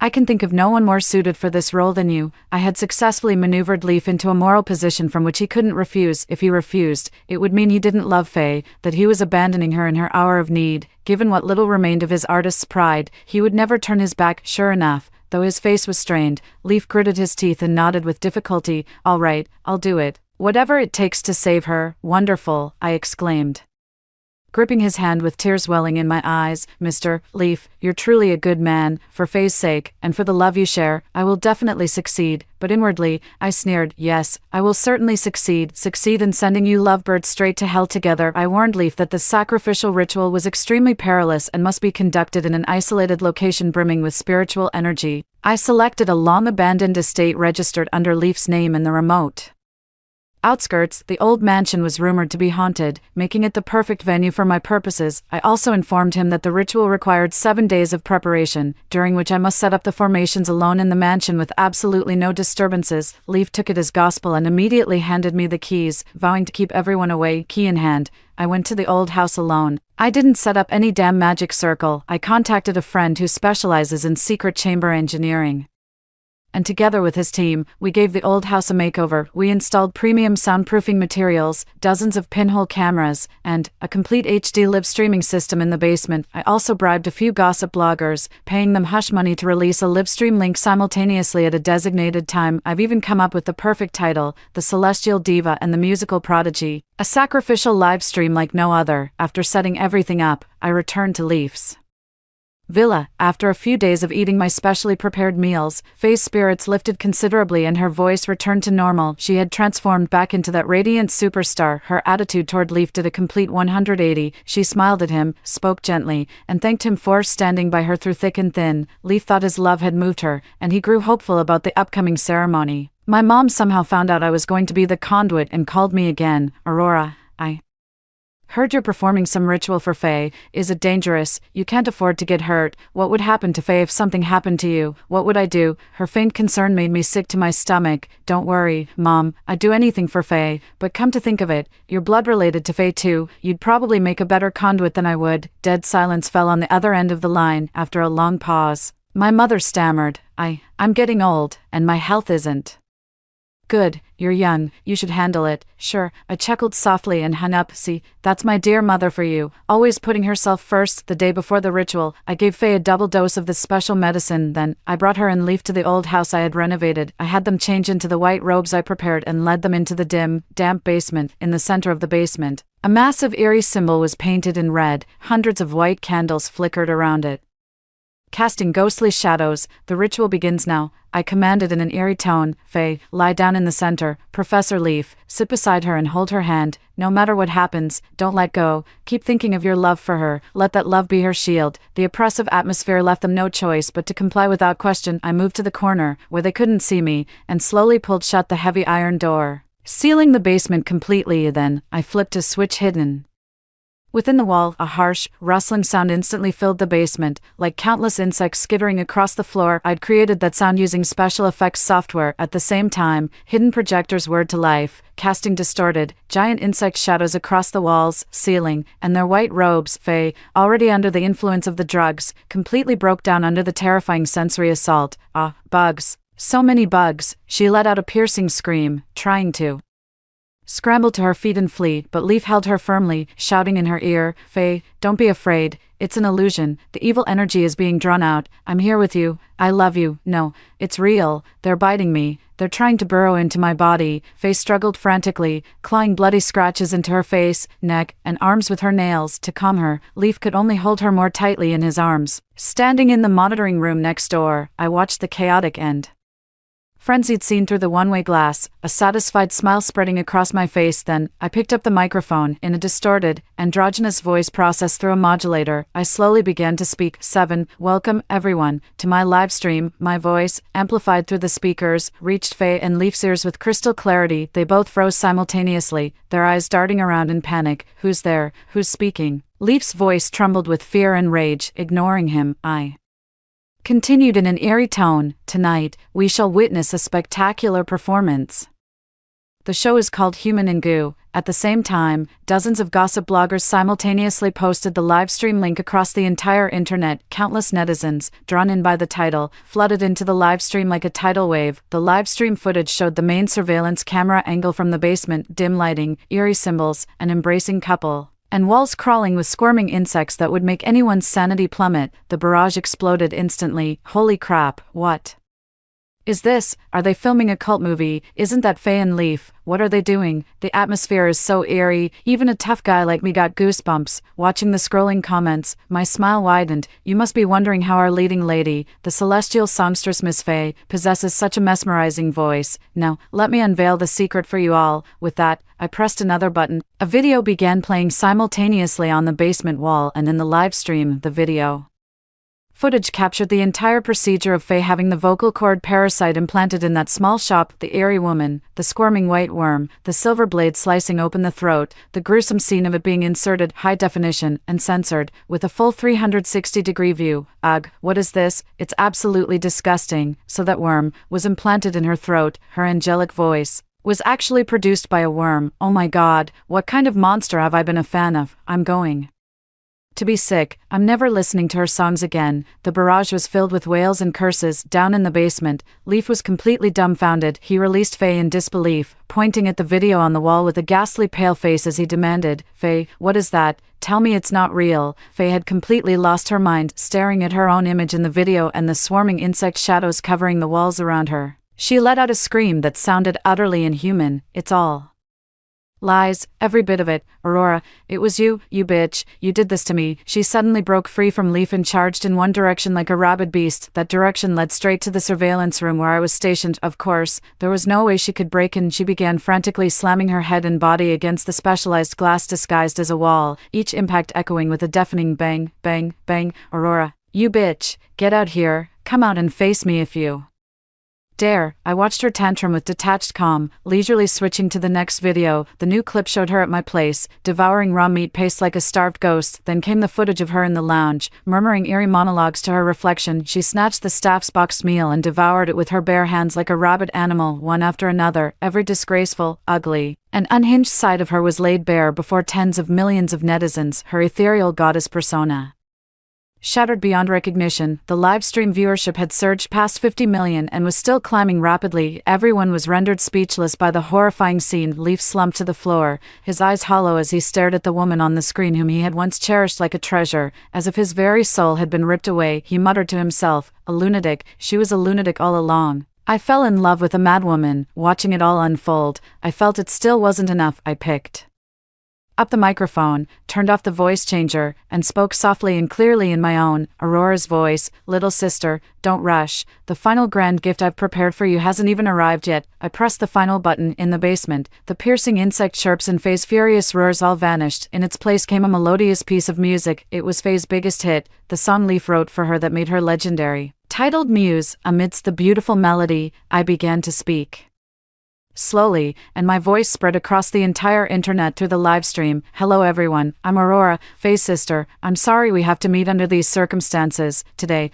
I want to share with you a story about the farmer and the snake." I recounted the story of my previous life exactly as it happened, how I stood by her and helped her learn to create after her voice changed, how she relied on my help to get back on her feet, only to let jealousy consume her. At the peak of her career, she set me up, drove me to despair, and ultimately pushed me to jump to my death. My voice was eerily calm, devoid of any accusation or resentment, as if recounting a story that had nothing to do with me. Yet this profound tranquility was more heartbreaking and terrifying than any hysterical accusation could ever be. When I jumped from the 33rd floor, I thought it was all over, but fate gave me another chance. I went back 3 years, to the moment she held up her phone, excitedly telling me she wanted that parasite. This time, I chose to grant her wish. I found her a buyer. I prepared the offering. I personally elevated her step by step to the altar, because I knew, a soul consumed by desire is beyond saving. The only thing I could do was let her witness, at the peak of her glory, how desire would devour her, inch by inch, until nothing remained. As my words faded, a dead silence fell across the entire network. In the basement, Faye stopped banging her head against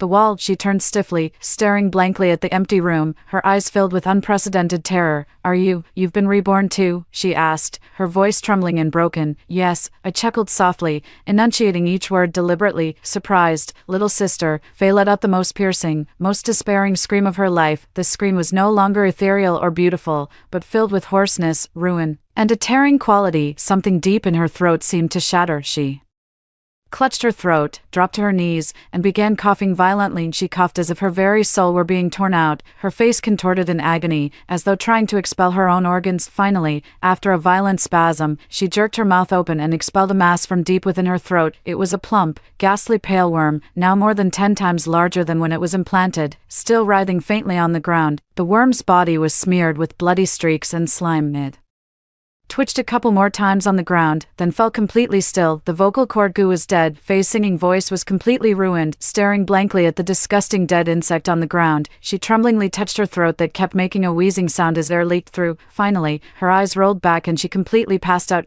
Meanwhile, after hearing my story, Leaf was also completely shattered. He looked at the disgusting insect on the floor, then at the unconscious Faye, and thought about how, all this time, He had been the biggest fool, completely manipulated by us sisters, the talents he took such pride in, the love he believed in so deeply. In this moment, they all became a complete and utter joke. The usually refined musical genius clutched his head and let out an agonized, beast-like roar. I watched the surveillance screen. One had gone mad, the other had collapsed. With a sense of satisfaction, I ended the live stream. My revenge was complete. That broadcast became the headline story of the year. Sensational headlines: Parasite idol Faye, the ultimate revenge of the Reborn sister, genius producer Leaf loses his mind, dominated the front pages of all media outlets for over a month. The police quickly located the old house using the IP address provided by the live streaming platform. They took away the unconscious Faye and the mentally unstable Leaf. As for me, long before that, I had already boarded an international flight with my new passport. Before leaving, I anonymously sent the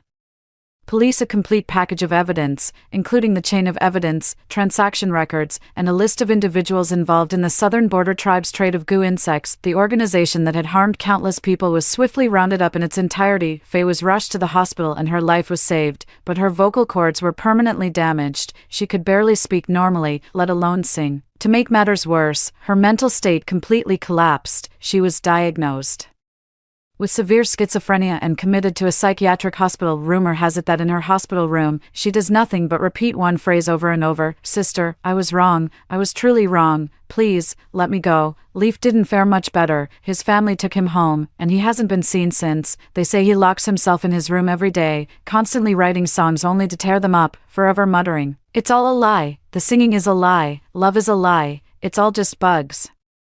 And my dear mother had a stroke on the spot after watching the live stream. When she woke up in the hospital, she was already partially paralyzed and slurring her words. Her cash cow was gone, her dream of marrying into wealth shattered, and she herself had become a wreck. She tried to find me, only to discover that all my contact information had been deleted, as if I had vanished into thin air. All the properties and savings under her name, which were earned through Faye, had long been transferred bit by bit to my overseas accounts under legitimate pretenses. She now has nothing left to her name. Later, I caught a glimpse in the news that she had been placed in a low-cost public nursing home. Unable to afford proper care, she was confined to her bed, living out her remaining years in utter misery amid filth and neglect. I've taken on a new identity. What it's called doesn't matter. All I know is I'm living in the sunlight, while they're rotting in hell for all eternity. I raised my glass to this goddamn, brand new beautiful weather. Story 2. At first, the extreme cold struck suddenly, and people tenaciously endured it. However, just as people joyfully welcomed the warming of the temperature, a tide of zombies one after another. When people went through great hardships to defeat the zombies and welcomed the bright future of humanity with hope, they finally realized that the extreme cold was the gentle shelter of the earth for humanity, and the tide of zombies was just a simple trial. What ultimately destroys humanity is, after all, man-made disasters. This time, can I, Griffin, lead my family to escape from death? 1. The extreme cold descended in an unprecedentedly terrifying way. The sky was heavily shrouded in leaden gray clouds, as if bearing the weight of the world. The heavy snow danced wildly in the air like a devil, and the fierce wind roared. The icy snowflakes whipped fiercely at people's faces and bodies. The temperature plummeted, as if even the air was frozen, making every breath difficult. Overnight, the world was covered by thick snow, turning into a cold and silvery white desert. The cold at that time not only tortured people's bodies but also brutally tested their minds. When night fell, the cold wind and ice crystals lingered outside the window like ghosts, making strange and terrifying sounds, as if something ominous was trying to break into the house. Nevertheless, relying on our simple life experience and keen intuition, my family and I tenaciously endured that extremely cold time. Although life was full of hardships during that period, we always managed to make a living. Once, my family was fortunate to be sheltered in an underground rescue center and enjoyed a rare period of peace. However, it was precisely those life experiences that allowed us to detect the potential danger in advance. Therefore, we resolutely chose to leave that seemingly safe shelter together with the villagers. Some villagers responded to our decision and left the underground rescue center in advance to return to the village on the ground. In the end, we successfully avoided the rampage of the zombie virus. Although we have broken free from the shackles of fate several times, when we retreated to the remote village again, the tricks of fate always came uninvited. From the underground rescue center, we brought back some cold-resistant clothes and practical tools. These precious items greatly enhanced our ability to withstand the severe cold. Naturally, The villagers began to form divisions of labor and went out one after another to collect living supplies. This change brought a glimmer of hope and expectation to our lives. However, just when we thought we could finally relax a bit, a sudden pneumonia raged among the villagers. The number of infected people soared rapidly, with persistent high fevers and continuous coughing. This epidemic plunged our newly stabilized life into chaos and unease again. At first, people supported each other and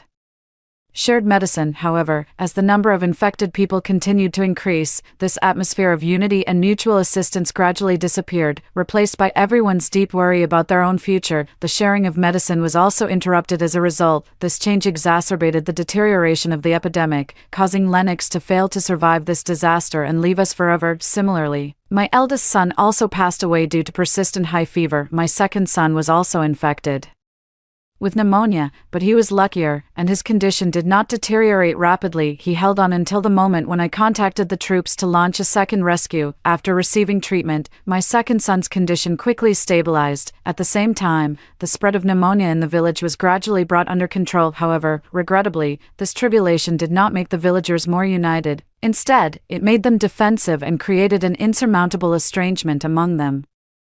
After that, some people chose to follow the troops and go to a new underground rescue center for shelter. However, after discussion, my family decided to stay put. This sudden change deeply affected my wife and me. We became more taciturn and had fewer exchanges with the villagers. After dealing with Lennox's funeral arrangements, we made an important decision to move out of the concentrated residential area of the brigade and return to our old family house to live. This way of life allows us to maintain our independence while also maintaining necessary contact and cooperation with the village too. My wife sometimes complains to me. She asks me in confusion why I don't consider going to the underground rescue center. After all, objectively speaking, the facilities and resources there should be far better than our current living environment. However, I still can't find the courage to tell her that the underground rescue center, which we once placed great hope in, has now become a blocked-off restricted area. All she knows is that there was once a rat infestation there, which led to the abandonment of this underground rescue center, but she knows nothing about the subsequent outbreak of the zombie tide. Whenever she mentions this topic, I always prevaricate and avoid in-depth discussion because I'm afraid that if she knows the truth, she will be even more frightened and lose confidence in the future life. So,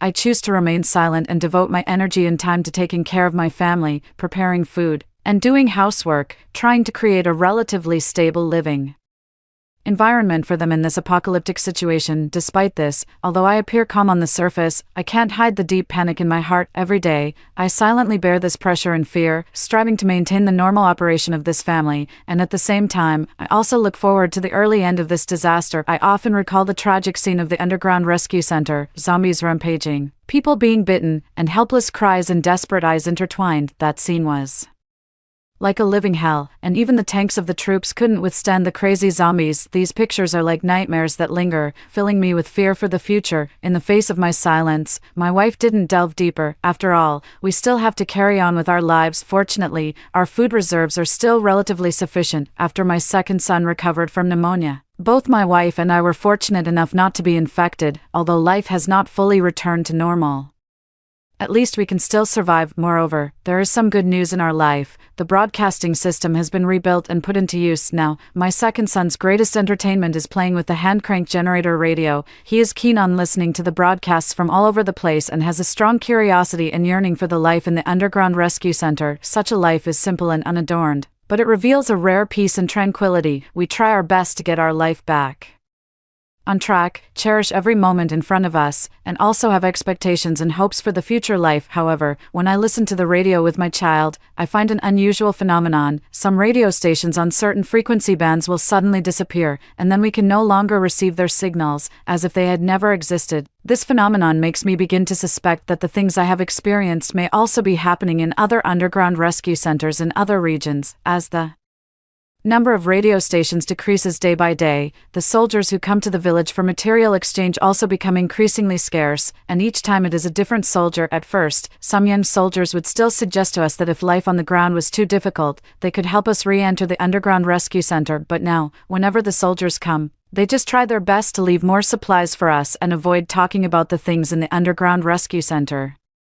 I deeply feel the unease brought about by this change, and my worry about my family and the future is also growing day by day. I can't be sure what changes have occurred in this world. Every soldier who comes seems exhausted, but they always remain silent about what has happened. I vaguely feel that the disappearance of each radio station may mean the destruction of an underground rescue center now. The situation is becoming more and more severe. Perhaps the military is already powerless and can only choose to remain silent and do its best to ensure the survival of most people. Such a current situation undoubtedly brings me great pressure and deep worry, but I also clearly realize that what should come will eventually come, and we can only face it calmly. 3. What gives everyone confidence in the future is that the weather is finally gradually warming up, the sun shines generously through the clouds onto the earth, and the snow that once covered the ground in silver begins to show signs of melting. With the rise in temperature, the village that was originally shrouded in severe cold seems to come back to life, and the villagers' moods also become relaxed and joyful accordingly. An indescribable atmosphere of joy permeates the village. In such good weather, everyone comes out of their houses one after another to feel the long-lost warm sunshine. Some elderly villagers choose to sit on the stone benches at the entrance of the village. They squint their eyes, leisurely bask in the sun,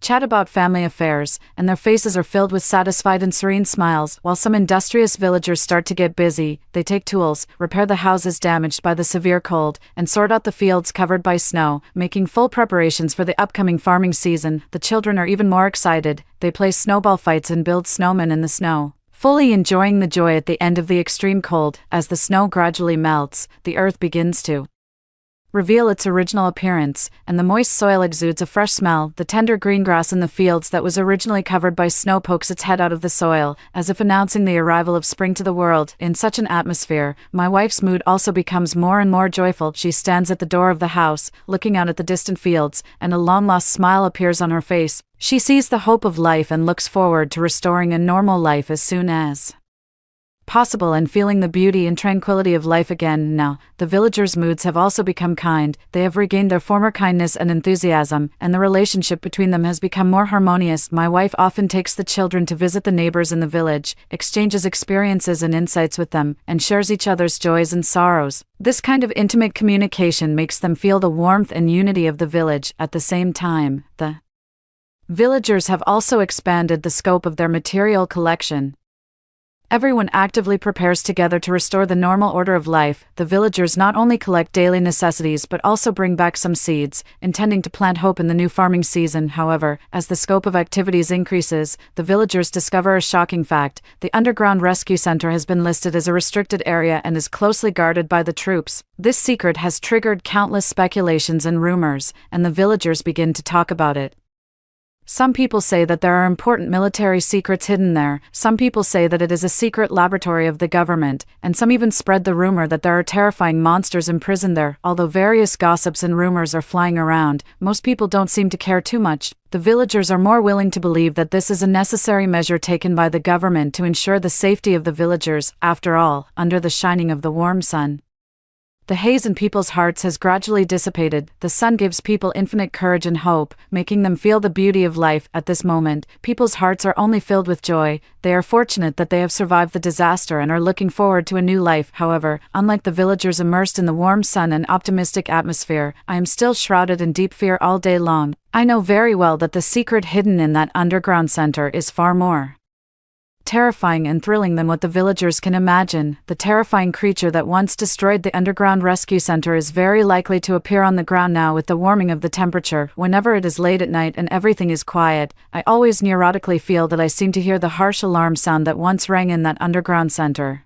as well as the terrifying sound of that terrifying creature biting and gnawing. These sounds echo in the dark, constantly increasing the fear in my heart. For that night, I tossed and turned in bed, unable to fall asleep. Suddenly, the explosion sound in the distance broke the silence of the night and woke me up from a half-dream and half-awake state. Subsequently, the roar of fighter jets and the successive explosion sounds echoed in the night sky. I walked outside and saw from a distance that there was a faint firelight coming from the direction of the underground rescue center. My heart sank, and I knew very well that that terrifying creature had finally appeared. However, strangely enough, when I was really about to face all this, the panic and fear that had been lurking in my heart in the past actually disappeared without a trace, replaced by an inexplicable calmness. The human heart is indeed a wonderful thing. In peaceful days, we may be troubled by various worries and fears, but when a real challenge comes, The strength in our hearts can make us face it bravely. My wife was also awakened by the continuous explosion sounds. She rubbed her sleepy eyes and asked me, "What's going on? Why is it so noisy outside?" I hugged my wife tightly, looked at our child who was still sleeping peacefully,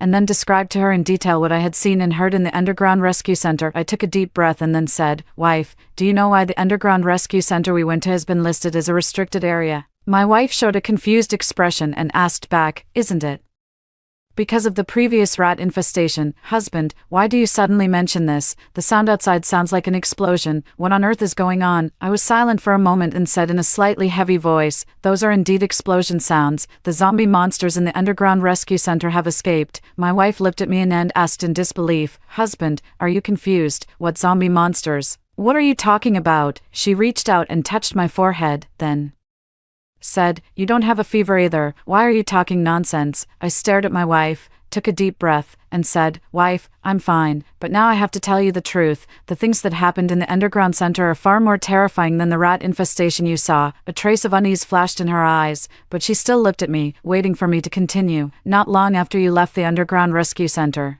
something strange happened there," I recalled. The originally ordinary rats suddenly mutated, branches grew on their bodies, and they became extremely fierce. They began to attack humans insanely. Anyone bitten by them would quickly turn into a monster covered with branches. A look of horror appeared on my wife's face, but she didn't interrupt me. She just held my hand tightly. I continued to narrate. "The villagers in Area C of the underground rescue center were the first to be attacked. One after another, they turned into monsters. Then, the medical area also fell. The doctors and patients all turned into zombies. Finally, the entire underground rescue center was occupied by these zombie monsters." I paused and continued. "Even the tanks of the troops couldn't deal with them. They tried to use fire to burn them, but those monsters seemed to have a certain resistance to the fire. Moreover, their recovery ability is extremely strong. No matter how much damage they suffer, they can quickly recover." My wife's face became more and more terrible looking. "The most terrifying thing is," I took a deep breath, "I saw from the troops' surveillance screen that all the infected zombies, after losing their targets, would combine through the branches to form a huge thing like a mushroom. It still has a breathing rise and fall similar to that of a human, which is full of weirdness." My wife asked in shock, "How did you escape when it was so dangerous at that time?"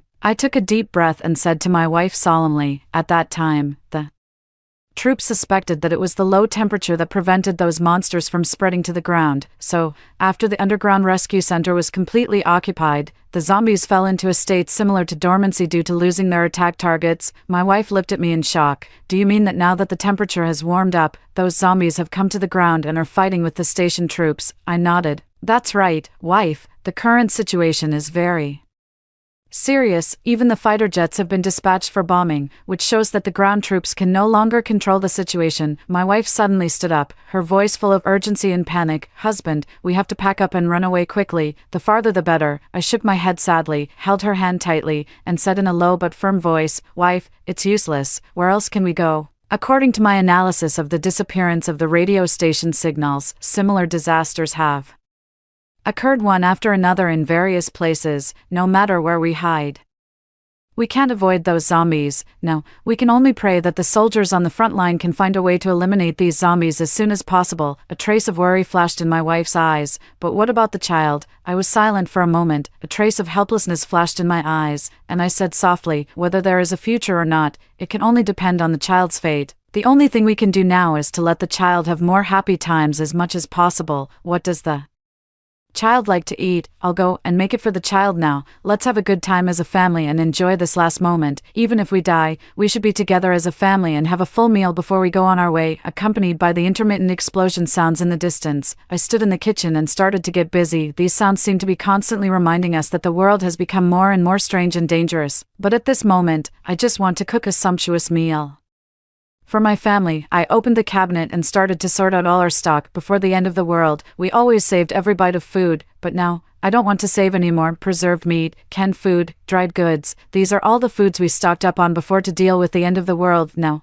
I'm going to take them all out and cook a doomsday feast for my family. I started to cut the preserved meat and soak the dried goods. While preparing the ingredients, I recalled the dishes that The child used to like braised preserved meat, stir-fried dried goods, canned stewed dishes. These were all the dishes that the child used to love. I decided to make each dish as perfect as possible, so that the child could enjoy the delicious food to the fullest in this last moment. As each dish was completed, the aroma of the food filled the kitchen. I looked at the table full of dishes and felt a sense of satisfaction in my heart, accompanied by the sporadic explosion sounds in the distance.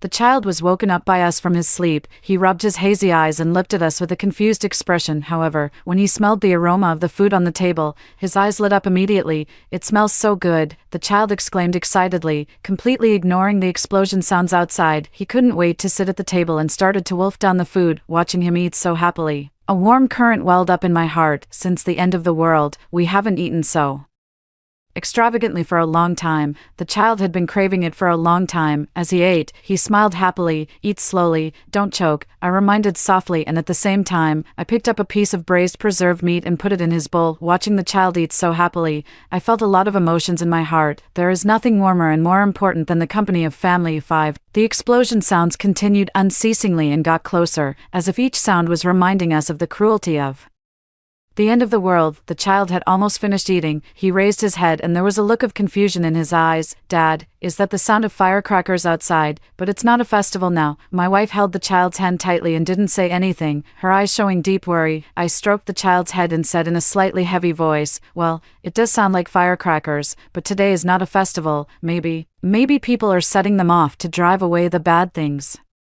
"What bad things are they driving away?" the child asked curiously. I was about to answer when suddenly, an extremely strong light flashed, instantly illuminating the entire room. Immediately after, a deafening explosion sound rang out, and the ground seemed to be shaking. The child was so frightened by the sudden loud noise that he hugged me tightly. I soothed the child and then walked outside and looked towards the distance. I saw a huge mushroom cloud rising from the horizon in the distance. The orange-red firelight reflected on the sky, as if tearing the night apart. The shockwave generated by the explosion made the air tremble. Although it was far away, I could still feel the amazing energy. The night wind carried a faint smell of burnt earth, as if reminding me that this was not a distant scene but a disaster that was approaching. I couldn't help but clench my fists, and a sense of unease welled up in my heart like a tide. The terrifying power of the explosion could be felt even in this distant village. Every explosion seemed to be announcing the arrival of the end of the world. I took a deep breath and turned back to the house, looking at the frightened eyes of the child and my wife. I forced a smile. "It's okay,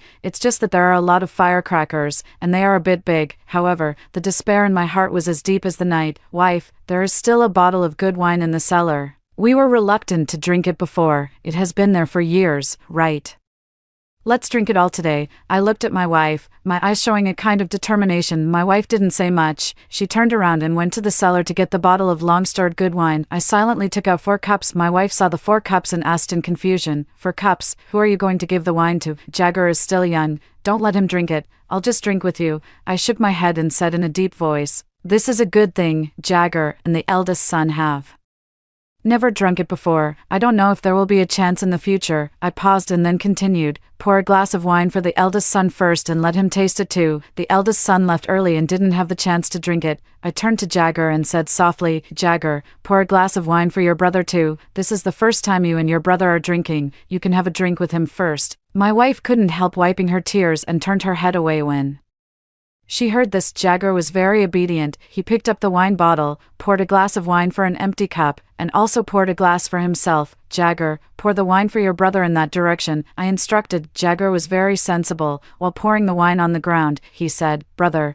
this is the wine Dad gave you. He said you haven't drunk it. Have a sip." After that, he poured the wine on the ground and then raised his own glass and drank it in one gulp. "Dad, this is so spicy," Jagger shouted, his little face wrinkled into a ball. "It's good to be spicy," I said, and also raised the glass in my hand and drank it directly. Then I shouted, "Wife, don't hide. The child has grown up. Come and let the child pour you a glass of wine. Jagger, pour a glass for your mother too. Let's have a toast as a family of 3. My wife wiped her tears and came over. There was endless sadness in her eyes, but also a firm determination. Our son Jagger picked up the wine bottle and filled a glass of good wine for his mother.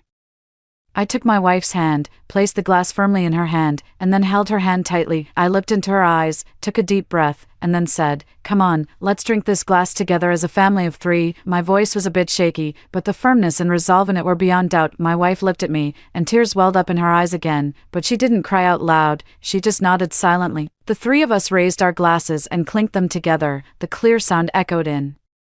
This doomsday night, the wine slid down our throats. It was spicy with a hint of sweetness, as if it was a recollection of the good old days and an endless expectation for the future. "Jagger, what do you think of this wine?" I put down the glass and asked my son with a smile. "It's so spicy, but after drinking it, I feel warm in my heart," Jagger answered seriously. There was a faint blush on his little face due to the alcohol, and he looked particularly cute. My wife gently patted Jagger's head and said tenderly, "This is the good wine your dad has been keeping. If your brother were still here, he would drink with us today." As soon as the eldest son was mentioned, the atmosphere became a bit heavy. That child we once loved deeply, his smile, his voice, everything about him was deeply engraved in our hearts. I took a deep breath, trying to calm down my fluctuating emotions, and then looked at Jagger and my wife, and said, "Today, our family should be reunited, no matter what happens. Outside, at least at this moment, we are complete." The explosion sounds outside were getting closer and closer, but in this small house, the 3 of us sat closely together, as if everything outside had nothing to do with us. I knew that this might be the last time we were together as a family, but even so, I felt extremely satisfied and happy. "Jagger, are you afraid?" I asked softly. Jagger shook his head. "I'm not afraid as long as Mom and Dad are with me." I stroked his head and smiled. "Good boy, as long as our family is together, there's nothing to be afraid of." My wife looked at Jagger with tearful eyes, and then turned to me. Her voice was choked with sobs but full of strength. "Our family will always be together, no matter life or death." We raised our glasses again, to our family. "Drink up." We sat together, quietly waiting for the arrival of the end of the world. At that moment, the aroma of the wine, the warmth of the family, and the chaotic sounds outside all seemed to be far away from us. Our hearts were only filled with each other, with this small, warm, and loving world. Suddenly, several armored transport vehicles entered the village. Their arrival made the already flustered village even more chaotic. The continuous explosion sounds in the distance made everyone's nerves tense, and the appearance of the armored vehicles undoubtedly intensified this tense atmosphere. I heard the commotion outside, and a feeling of both tension and excitement welled up in my heart. The troops were here, which meant we still had a glimmer of hope of escape. I hurried outside and saw the young soldiers urgently organizing the villagers to evacuate. Their arrival made me see the hope of escape. Some young soldiers were explaining the situation to the villagers. There was anxiety and helplessness written all over their faces, since this evacuation did not allow the villagers to carry too many items. Some villagers were very unhappy and even had conflicts with the young soldiers in charge of the transfer. I watched from a distance and shook my head helplessly. These people really think the end of the world is over just because they have survived the extreme cold. They don't understand that this is just the real beginning of the end of the world. I quickly went back into the house and asked my wife and child to pack up their things quickly and follow the young soldiers to evacuate. Whether we can escape or not depends on the arrangement of fate. Soon, a young soldier came to my house. He told us eagerly that there were still half an hour before this place would be bombed indiscriminately. We only had 10 minutes to pack our personal belongings, livestock, pets. Everything had to be abandoned because there was no time left. The 3 of us in the family quickly took action and stuffed the necessary items into our backpacks. My wife tightly hugged Jagger, and I carried the heavy backpack. Our family quickly finished packing, under the guidance of the young soldier. We got into the armored vehicle. The armored vehicle was already full of villagers, and everyone's faces were filled with tension and unease. However, there were still some villagers outside communicating with the young soldiers. They were dissatisfied with the short time for packing their luggage, but these young soldiers couldn't stop the approaching danger. Those monsters could attack here at any time. I looked at the chaotic scene outside and was filled with helplessness and worry.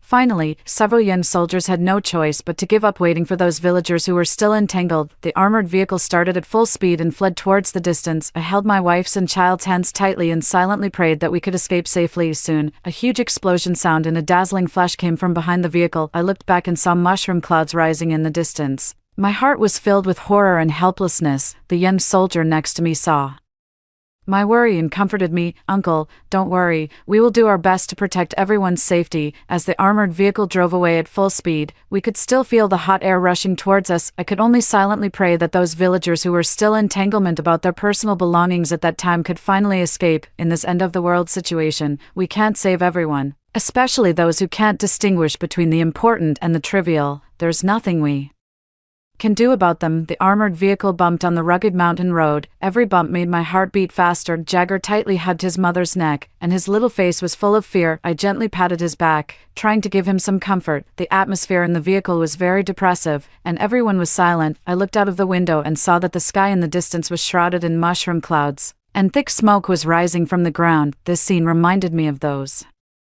villages that had been bombed and the innocent villagers there. Thinking of them, an indescribable sadness welled up in my heart. I don't know how long it took, but the armored vehicle finally stopped. We were arranged to enter a temporary resettlement site, where many refugees had already gathered. In this difficult time, everyone comforted each other and supported one another. I looked at those tired and frightened faces and felt a lot of emotions in my heart. 7. Just when we thought we were finally safe, that familiar vibration feeling hit again. This vibration was different from the previous bombings. It was more subtle but made people feel terrified. Then, a strange sound came from underground, as if something was digging, or like thousands of claws scratching the soil at the same time. I looked around in horror and saw rats, moles, and other mammals that could dig holes swarming out of the ground in groups. These creatures were no longer the small and cute ones we used to see. They had become extremely terrifying. Their eyes were red, shining with a fierce light. All over their bodies were covered with tentacles similar to branches. These tentacles waved in the air as if searching for prey. Their bodies were huge and deformed, covered with mold spots, looking like demons crawling out of hell. What was even more disgusting was that these creatures exuded a stench, which was like a mixture of rotting corpses and sewage, making people want to vomit at the smell. Some people who didn't understand the situation, seeing these sudden monsters, were still shouting in surprise. What are these things? Their fear and confusion permeated the air, but it couldn't change the cruel reality in front of them, and I, because of my previous experience in the underground rescue center, had already recognized these zombie monsters. I didn't have time to explain, nor did I have time to hesitate. I immediately picked up the child beside me, grabbed my panicked wife, and regardless of my luggage, I rushed towards a parked armored vehicle. Behind us, the zombie monsters had already started to bite the crowd insanely. Some people were entangled by the tentacles of the zombie monsters. They struggled, but it was useless. In an instant, they were dragged underground. Only a series of shrill screams were left, piercing the silent night sky and also piercing the last trace of peace in our hearts. There was only one thought in my mind: escape, escape at all costs. Finally, we rushed to the side of the armored vehicle. I quickly opened the door, pushed my wife and child in, and then jumped in myself. Inside the armored vehicle, we were out of breath and still badly shaken. The zombie monsters outside were still raging, but the thick steel plate of the armored vehicle temporarily isolated us from the danger. I looked at my wife and child. There was fear and unease in their eyes. I held their hands tightly, trying to convey a trace of strength and comfort to them. Inside the armored vehicle, we watched the chaotic scene outside the window in horror. Filled with despair, those zombie monsters swarmed in like a tide. Their tentacles waved in the air, and every wave seemed to be able to drag people into the endless darkness. We helplessly witnessed all this, with fear and despair interwoven in our hearts. Suddenly, 2 young soldiers appeared in the distance. They escorted several people and rushed towards the armored vehicle in a hurry. The young soldiers held weapons and bravely faced those terrifying creatures, trying to shoot them. However, there were too many zombie monsters. They swarmed in from all directions, moving quickly and cunningly, making it difficult for the young soldiers to hit the target accurately. Nevertheless, the 2 young soldiers still showed no fear. They fought bravely, striving to buy time for the people they were escorting to escape. Every shot was their desire for survival and their struggle against evil. With the efforts of the young soldiers, those several people finally entered the armored vehicle safely. 8. The atmosphere in the vehicle was tense and solemn. Everyone's face was filled with horror and unease, but with the addition of the young soldiers, we seemed to see a glimmer of hope. Their weapons, their courage, and determination all made us feel a little comforted. However, the attack of the zombie monsters did not stop. They insanely beat on the body of the armored vehicle, trying to break in. We nervously watched the situation outside the vehicle, silently praying that this nightmare would end soon. I saw a child being knocked down by a creature that looked like a mouse. The tentacles of that creature instantly pierced the child's chest, and blood spurted out. The child's mother let out a heartrending cry and tried to save her child, but she was knocked down by another creature. The people in the vehicle began to fall into a panic. Some people who had just squeezed into the armored vehicle, seeing the situation deteriorate, tried to jump out of the vehicle and escape. However, it was already a chaotic mess outside the vehicle, and those terrifying creatures were everywhere. In the chaos, a young soldier was unfortunately tightly entangled around the neck by a tentacle. He struggled desperately, trying to break free from the restraint, but in the end, he was mercilessly dragged underground and disappeared. I hugged my wife and child tightly, filled with fear and helplessness in my heart. I couldn't predict whether we could escape this disaster, but one thing I knew very well, I had to do my best to protect them, even if it meant paying any price. The armored vehicle seemed so vulnerable in this raging chaos, as if it could be broken through by those fierce creatures at any moment. Outside the vehicle, people's screams, the roars of the monsters, and the gunshots rose one after another, interweaving into a terrifying symphony that made people's hair stand on end. Suddenly, a tentacle stretched in through the car window, trying to grab us. I quickly picked up the machete in my hand and waved it desperately, trying to repel this tentacle. My wife tightly hugged the child and protected him with her body. After a fierce struggle, I finally managed to drive the tentacle back, but the chaos outside the vehicle still didn't stop. Instead, it intensified. I watched as some villagers were dragged underground by the zombie monsters, leaving behind only a trail of blood and terrified screams. The armored vehicle started to shake violently, as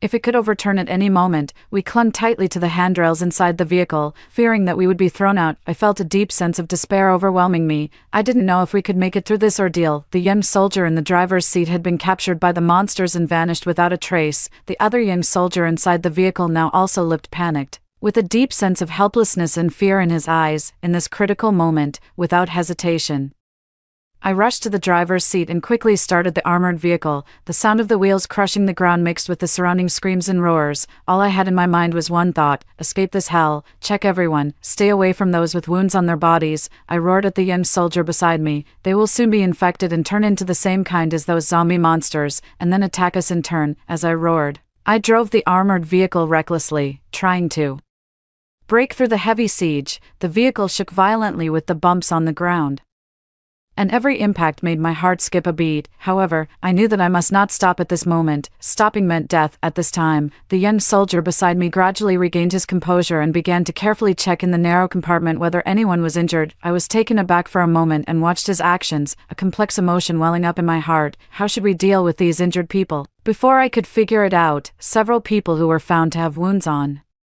their bodies were mercilessly thrown out of the vehicle by others. This scene made me feel a mix of emotions. Was this really the right thing to do? I didn't know, but in this life and death moment, perhaps it was better to be alive than dead. This might be human nature. 9. The young soldier initially tried to stop us from throwing the injured people out of the vehicle, but his actions enraged the crowd. In the face of the crowd's anger, the young soldier had no choice but to back down. At this time, most people suggested to me one after another, keep driving, get out of here first, maybe there's still a glimmer of hope, staying here is definitely a dead end. I examined the situation in front of me and understood that this was not the time to be bound by morality and ethics, so I gritted my teeth and made up my mind to continue driving and escape from this dangerous place. However, just as I stepped on the accelerator hard and the armored vehicle accelerated again, suddenly a huge burst of light and an explosion sound came from behind. I instinctively stepped on the brake and saw through the rearview mirror that the sky behind was illuminated red by a sea of flames. The shockwave from the explosion made the armored vehicle shake, and my heart trembled as well. What's going on? I exclaimed, filled with confusion and horror. I'm not sure, but it's definitely not a good thing. We have to leave quickly, people urged anxiously, their voices revealing deep fear and unease. I also knew that this was not the time to stay. I stepped on the accelerator again, and the armored vehicle rushed forward like an arrow leaving the bow. We had to bypass the ruins and damaged vehicles one by one, trying our best to stay away from the area of the explosion. I didn't know what caused the explosion behind, nor did I know what awaited us ahead, but at this moment, escaping was our only option. During the escape, we continuously encountered attacks from those zombie monsters. They were numerous, fierce, and cruel. Every encounter put us in a perilous situation. Although the armored vehicle was sturdy, it began to be damaged under the continuous impacts and claw attacks. I drove the armored vehicle and sped on the rugged road. My eyes were firm and resolute. Whenever I encountered a group of zombies, I would charge forward without hesitation, clearing a way for our survival. Everyone, hold on tight, I shouted, my voice full of strength and determination. Suddenly, a huge zombie pounced on the armored vehicle from the side. Its claws were as sharp as knives and scratched hard on the car window. The glass began to shatter under its powerful force, and fragments flew everywhere. Seeing this, the young soldier quickly reacted, pulled out his pistol, and fired several shots at the zombie's head. The zombie's head was instantly covered in blood and flesh, but it still didn't let go of its claws. Push it off quickly, I shouted. Several people immediately stepped forward to help. They used all their strength and finally pushed the zombie off the car window. However, more zombies began to gather around. They roared and attacked the armored vehicle frantically. The wheels were entangled by the group of zombies, and the speed of the vehicle began to slow down. We have to find a way to get rid of them, I said urgently. Just then, the young soldier's action shocked everyone. He resolutely jumped out of the armored vehicle, held a machine gun in his hand, and bravely opened fire on the surging group of zombies, trying to buy us a glimmer of hope for escape. His bravery and determination were like a ray of light in the darkness, allowing us people in a desperate situation to see a glimmer of hope. However, as an ordinary person, the fear and selfishness in my heart made me make a shameful choice. I accelerated the vehicle and fled far away from that dangerous place, leaving the young soldier alone there. I was filled with guilt in my heart, but the instinct for survival drove me to keep moving forward. Not long after, the sound of a grenade explosion came from behind. The sound was deafening and made my heart tremble. I seemed to see the young soldier pulling the grenade in a desperate situation and perishing together with the group of zombies in a heroic scene. His sacrifice deeply shocked and grieved me. At that moment, I realized my cowardice and selfishness. Suddenly, the sky resounded with a deafening rumble, and that familiar and inspiring melody was like a ray of dawn, breaking through the haze of the apocalypse and rekindling the spark of hope in our hearts. It was the roar of armed helicopters. They were our guardians, our troops. They hadn't given up, hadn't abandoned any one of us. This perseverance and determination were like a beacon, illuminating the darkness in our hearts. I suddenly turned the car around and sped towards the direction of that hopeful roar. The scenery outside the car window flashed by rapidly, and our hearts were getting closer and closer to those heroic soldiers. The mighty armed helicopters hovered in the air like gods of war, and their precise firepower was like the scythe of death, mercilessly reaping the group of zombies below. Those zombies that had once terrified us fell in pieces like straw men being knocked down by the wind under the fury of the armed helicopters. Behind us, the more intense bombing sounds thundered like war drums. This was the large army clearing the way for us, declaring with practical actions, "You are not alone, and your heroes are here." Every explosion was like the death knell of the zombies, and at the same time, it injected the strength of steel into our hearts. Finally, on the horizon, we saw the helicopter group and the tank formation on the ground that were like dark clouds pressing down on the city. At that moment, the people in the vehicle burst into warm cheers and excited tears, and brilliant smiles intertwined into a touching picture, and I, regardless of everything, just wanted to join the large army as soon as possible and share this ecstasy of surviving a near-death experience with them. As our armored vehicle got closer and closer to the large army, an unprecedented sense of security and belonging welled up in my heart. Soldiers are not only the guardians of our country but also the guardians of our hearts. In this apocalyptic world where zombies run amok, it is they who have built a solid line of defense for our lives with their iron will and sense of responsibility. When our vehicle finally merged into the traffic flow of the large army, that never-before-felt sense of peace and reassurance emerged spontaneously. Looking at the neatly arranged troops and mighty tanks outside the window, I knew that we were saved. This was the joy of survival from a desperate situation, and it was also an endless gratitude and respect for the soldiers. During our escape, a small team, fully armed, continued to escort us to evacuate from this dangerous area. Their goal was to take us to a higher altitude and colder area to ensure our safety, and the large army was like an impregnable barrier, bravely resisting the attack of the zombies and buying us precious time for retreat. Under the shelter of the military camp, an officer solemnly revealed to us the current severe situation. With the warming of the temperature, these terrifying zombie monsters had appeared one after another across the country. However, to our slight relief, the giant fusion monsters that I encountered in the underground rescue center had not appeared yet. This gave me a moment of respite. I had personally experienced the terror of those fusion monsters. They could even swallow and destroy tanks, and that terrifying power still made me shudder with fear. The officer explained that the current top priority was to evacuate the masses to the frozen soil area, because the zombie monsters would fall into a dormant state in the low temperature, and it was relatively safer there. At the same time, a more advanced shelter was also being built in full swing to provide stronger protection. Hearing this, the big stone in our hearts finally dropped. The country had not given up on us, which made us see the dawn and firmly believe that no matter what difficulties we faced, we had the possibility of victory. However, I still had doubts in my heart. Were those explosions caused by atomic bombs? Why did a mushroom cloud rise? The officer replied with a solemn expression, "This is our home country, our land. We will never use nuclear weapons on our own homeland." which would bring irreparable disasters. We use thermobaric bombs. Facing the dense tide of zombies, thermobaric bombs can instantly generate high temperatures and eliminate the zombies in the area. Subsequently, the officer admitted that although thermobaric bombs could temporarily contain the spread of the zombies, these zombies seemed to have a core parent body. As long as the parent body was not eliminated, the tide of zombies would keep coming. 11. On the way of evacuation, I witnessed countless tragic scenes and was deeply shocked inside. The shadow of the zombie monsters was everywhere, and they were like a dark plague, making people feel extremely oppressed and frightened. These terrifying creatures had invaded a large area of our country's territory like a tide. Our beautiful homeland had been divided into zombie pollution areas of different sizes by them. We were forced to pass through these areas like ghost towns. Every step forward seemed to be a brush with death, accompanied by great risks and sacrifices. During the difficult passage, the devastated war ruins were heartbreaking. The abandoned tanks were like huge, broken beasts, and the crashed fighter jets were like broken-winged eagles. These silent ruins seemed to be wordlessly telling the past tragedy and struggle. The armed team was like a brave navigator, leading us to move forward carefully in the maze of ruins. Facing this unprecedented disaster, although the armed team deeply felt their own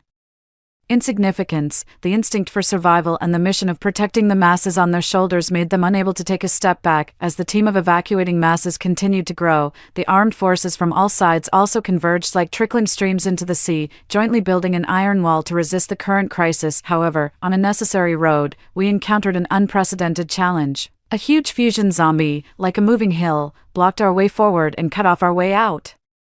This fusion zombie was simply a nightmare crawling out of hell. It was formed by the fusion of countless twisted corpses, shaped like a huge and twisted mushroom, standing in the middle of the road and exuding an unbearable stench. Its body was twisted and strange, and the corpses of various mammals were pieced together on it to form a terrifying picture. Such a huge creature, composed of zombies, its very existence had already exceeded human imagination of horror. Facing such a monster, even the well-trained army felt helpless. Bombs could tear open cracks on its body, but the fusion zombie had an incredible recovery ability. It could quickly fill the wounds by absorbing more zombies. The speed of this recovery made us feel deeply desperate, and it seemed an impossible task to defeat it. In the face of the towering and twisted body of the fusion zombie, our planes and tanks seemed so small and powerless. I was mixed in with the evacuating masses, and my mood was extremely heavy, as if surrounded by an invisible darkness. In the air, fighter jets roared past and poured a rain of rocket projectiles on the fusion zombie. However, these attacks seemed only to arouse the anger of the monster. It roared and waved its huge arms, as if laughing at our incompetence. On the ground, the tank fire also roared like thunder, but when it hit the fusion zombie,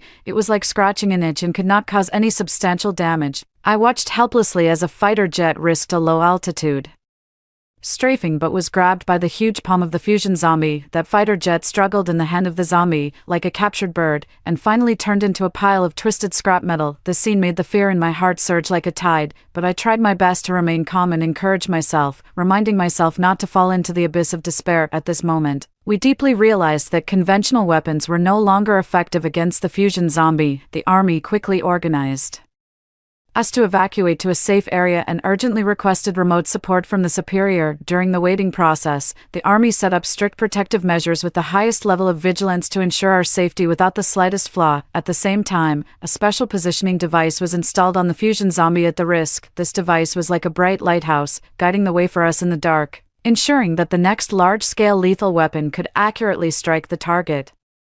Every minute and every second passed like an eternity. Finally, after waiting for what seemed like an endless time, we received the exciting notice. The remotely supported weapon was ready and about to launch a devastating blow to the fusion zombie. I was so nervous that I clenched my hands, filled with anticipation and apprehension. With a deafening order, the vacuum bomb fell from the sky like a heavenly soldier and accurately landed on the fusion zombie. In an instant, a dazzling white light enveloped the entire battlefield, and the deafening explosion sound made my heartbeat accelerate to the extreme.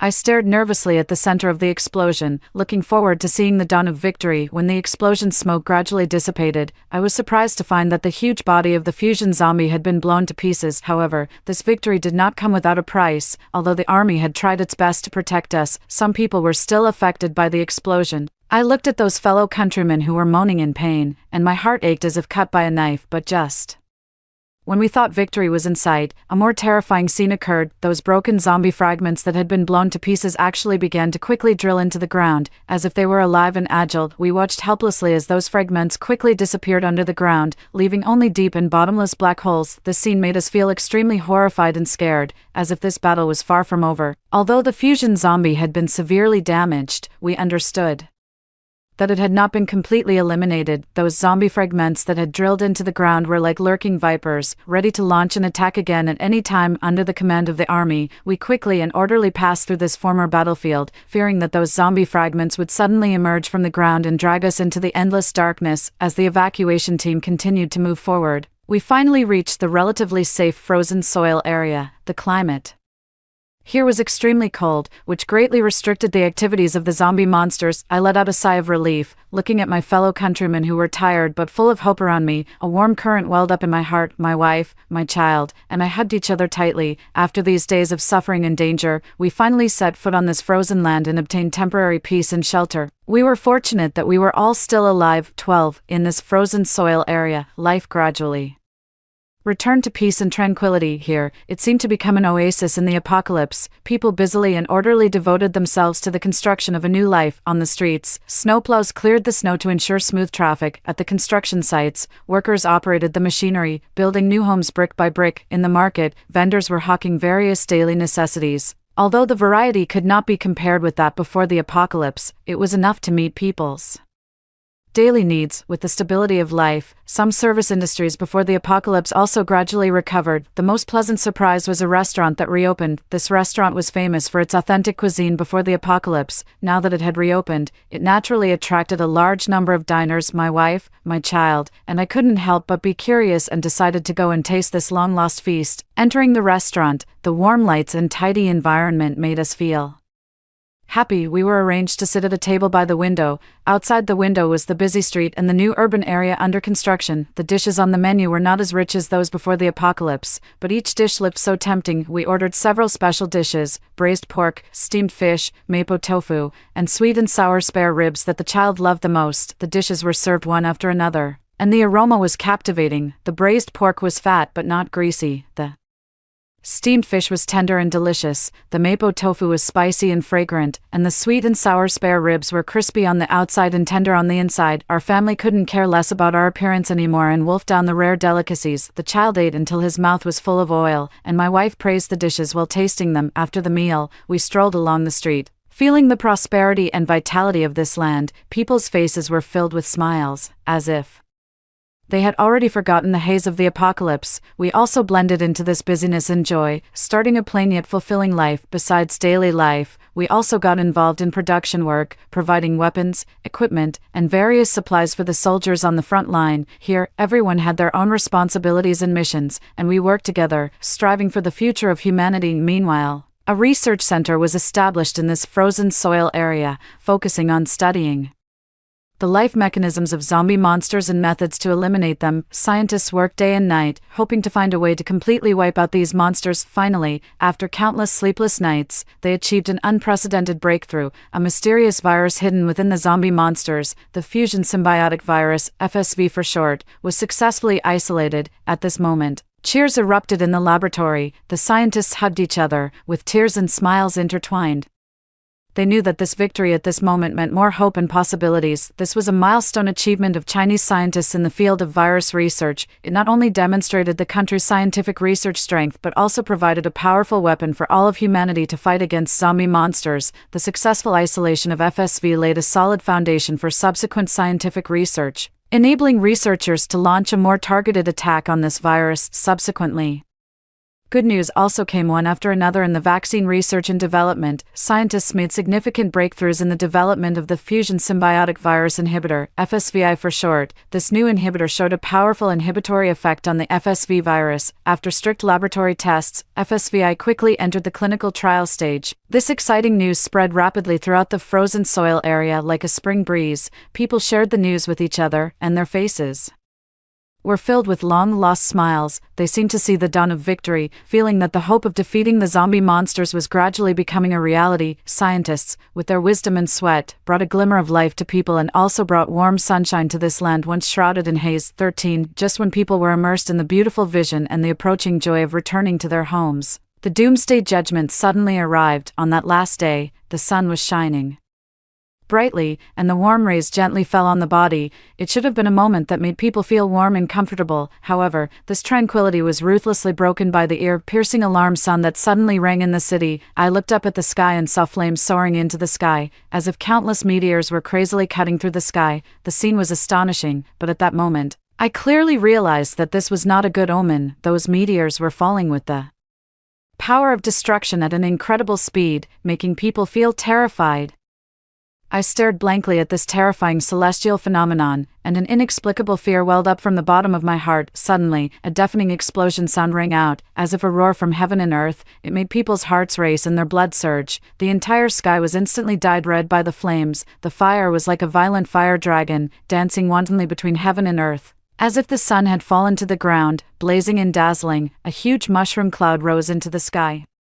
It was like an angry behemoth, breaking through the ground and soaring into the clouds. The color of this mushroom cloud was rich in layers, from the deep black smoke to the orange-red flames, and then to the rolling gray clouds at the top. It was as if it was a symbol of the anger of nature. Its volume continued to expand, as if it was going to break through the sky, demonstrating the terrifying power of nuclear weapons. Just as this shocking scene had not yet subsided, the second, the third, countless meteors carried the power of destruction and rushed towards the ground from the sky. They were like messengers of death. Each time they fell, it was accompanied by an earth-shattering and a towering fire. These meteors exploded one after another, and each explosion set off new smoke and fire, as if they were going to swallow the entire world in endless destruction. I tightly hugged my child and my wife. Our bodies were trembling under the huge shock wave, as if we could be destroyed by this invisible force at any time. The air was filled with the smell of burning and some indescribable special odors. These odors were mixed together, making people feel extremely heavy and oppressed. I looked up and saw that the originally blue sky had been completely covered by thick smoke, leaving only sporadic flames flickering in the darkness. That fire was like the lantern of death, swaying in this world on the verge of destruction. Each flicker seemed to be announcing the coming of the end of the world. Each fire represented a devastating blow, and each blow made this land tremble. We seemed to be on the edge of a world on the verge of collapse, helplessly and fearfully watching all this happen. As the explosions continued one after another, the surrounding temperature rose sharply. I gradually felt that the burning sensation on my skin became more and more intense. As if I was being roasted by an invisible high-temperature fire, I felt that I could be melted by this intense heat at any time, and my child and my wife also clung tightly to me. The sweat on our bodies poured out like a rainstorm, but in this almost crazy high temperature, the sweat evaporated as soon as it flowed out, leaving only crystallized salt grains sticking tightly to our skin. I knew very well that at this moment, we were experiencing an unprecedented disaster in human history. Those nuclear weapons that we had only seen in movies in the past were now wreaking havoc in the sky above us, bringing indescribable fear and despair. I couldn't explore the reasons behind this disaster, nor did I know when it would finally end. The only thing I was sure of was that our family was at a critical moment of life and death. However, at this moment when our lives were hanging by a thread, an unusual calm welled up in my heart miraculously. Perhaps it was because I understood that no matter life or death, our family's hearts would always be closely connected. I turned to look at my wife and child. I also saw firmness and courage in their eyes. We held each other's hands tightly, as if we could still draw a precious warmth and strength from each other's support and company on the edge of this doomsday. As another round of deafening explosion sounds rang out, the entire ground began to shake violently, as if the earth's crust was angry and trembling. I felt the ground under my feet shaking uneasily, as if it could crack at any time. An irresistible shock wave swept over, mercilessly shaking everything around. I tightly hugged my child and my wife, doing my best to build a protective barrier for them, trying to resist the merciless invasion of this shockwave. However, in the face of this destructive force, we seemed so vulnerable, like a leaf in a violent storm, ready to be blown away at any time. Just then, a dazzling firelight fell from the sky like a meteor, and its target was directly at us. The intense light made me unable to look directly. I tightly closed my eyes and silently recited the names of my family members in my heart, hoping that at this most critical moment, I could connect with them spiritually and face this unknown fate together. The firelight enveloped us in an instant, and the high temperature seemed to melt everything. I felt the intense pain on my skin, as if being burned by a fierce fire. My consciousness also began to become blurred, however.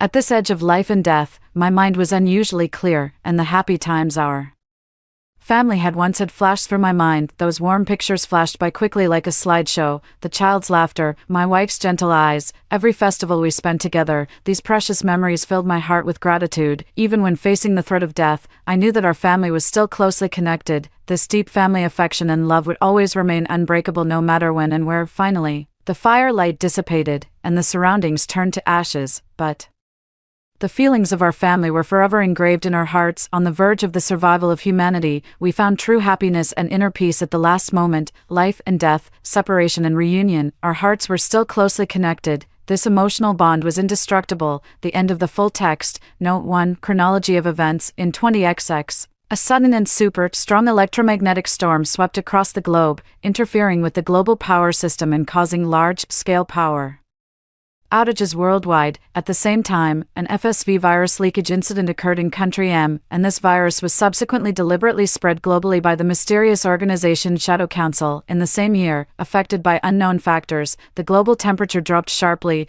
entering an extremely cold state. The temperature in many regions dropped below -100 degrees Celsius, and the living environment became extremely harsh. In 20XX, in order to deal with the severe cold and ensure the safety of people's lives, our country began to orderly transfer the people to the underground rescue centers pre-built in various places. In 20XX, a sudden rat infestation broke out in Area C of the underground rescue center in City X. A large number of rats poured in, posing a serious threat to the residents in the center. Within a few weeks, the rat infestation became more and more serious, and even attacks by unknown creatures occurred. These creatures were fierce in behavior, highly aggressive, and contagious. They were called zombies by the people.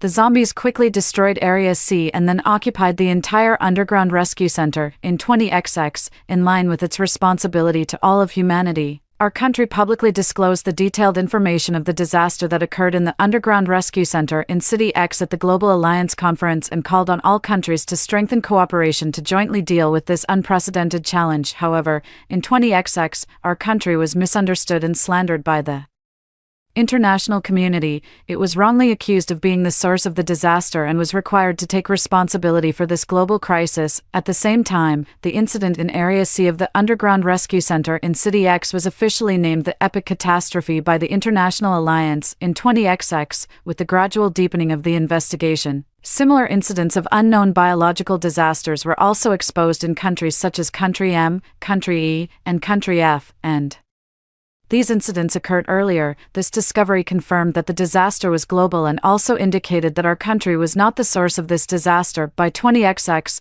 the global temperature began to gradually warm up, and the zombies that had originally lurked underground began to appear on the ground more frequently, posing an even greater threat to human survival. In order to meet this new challenge, in 20XX, our country actively took measures and paid a huge price to build a safe human habitat in the permafrost area to protect the people from the threat of zombies. In the same year, a political upheaval occurred in Country M. The Shadow Council successfully overthrew the original regime and established a new country called the Holy State. In 20XX, our country made a major breakthrough in scientific research. The FSV virus was successfully isolated from the zombies, and the FSVI vaccine entered the clinical trial stage. This achievement gave people hope of returning to their homes and rebuilding society. However, in 20XX, the situation in Country E deteriorated sharply. The entire country was occupied by zombies, and the number of survivors was unknown. What was even more serious was that in 20XX, the Doomsday Judgment System in Country E detected a serious environmental anomaly and automatically activated and launched the Global Indiscriminate Nuclear Strike Program. In order to defend themselves, various countries were forced to activate their nuclear counter-strike systems, and the world was plunged into a devastating nuclear war. The consequences of the nuclear war were catastrophic. In 20XX, the world entered a nuclear winter, and the climate and environment suffered unprecedented damage. Due to the influence of nuclear radiation, the FSV virus mutated again, evolving into a more powerful strain. Note 2.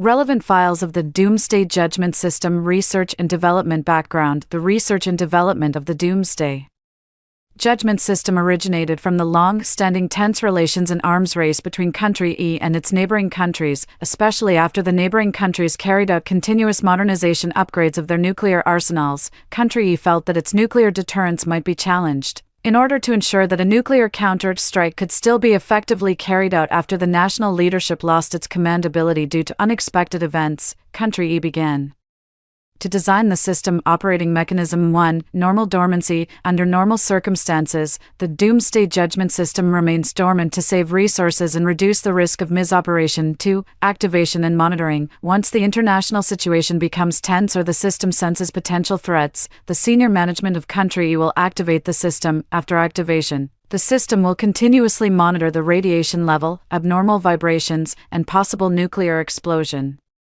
signs within the country through sensors set up across the country. 3. Communication and judgment. If the system detects signs of a nuclear weapon attack, it will first try to establish communication with the Strategic Command Center of Country E. If the communication remains stable and receives instructions within the preset time, the system will consider that the leadership is still in effective command and automatically return to the dormant state if the communication is interrupted or no instructions are received within the specified time. The system will trigger the nuclear counter-strike mechanism. Decision-making and launch process. The decision-making process of the Doomsday Judgment System depends on an advanced computer decision-making system and a wide-range sensor network. The system will comprehensively judge whether a nuclear strike has actually been suffered based on the collected data. In an extreme crisis situation, the system will broadcast the launch command to all intercontinental missiles and nuclear-powered submarines equipped with nuclear warheads in the country through a special communication protocol to carry out an automatic nuclear counter-strike. 2. The terrifying scene of the activation of the Doomsday Judgment System. Global nuclear conflict risk. If the Doomsday Judgment System is activated and judges that the leadership of Country E is incapacitated, the system will automatically launch nuclear warheads at the preset targets. This situation is extremely likely to trigger a global-scale nuclear conflict, and the consequences will be catastrophic and incalculable. Irrevocable nuclear counter-strike. Because the system is designed to be completely automated, once the nuclear counter-strike procedure is triggered, even if it is later discovered that it is a misjudgment, it cannot be stopped. Such a misjudgment may lead to an unnecessary nuclear disaster, global panic, and social unrest. If the system is really activated and a nuclear counter-strike is carried out, it will trigger huge psychological panic and social unrest on a global scale. People will face a direct threat to their survival, and social order may collapse as a result. Long-term impact on international relations. After a nuclear conflict occurs, international relations will be deeply affected. Trust between countries may break down, leading to long-term tension and opposition, and may even trigger new regional or global conflicts. This impact may last for decades or even longer. 3. The relationship between the Doomsday Judgment System and the Shadow Council. The infiltration and influence of the Shadow Council. 1. Infiltration in the scientific community. The scientific community of Country E has been successfully infiltrated by the Shadow Council. This mysterious organization, through various means, including misdirection, inducement, and manipulation, has prompted the scientists of Country E to establish the Doomsday Judgment System. 2. The original intention of establishing the system.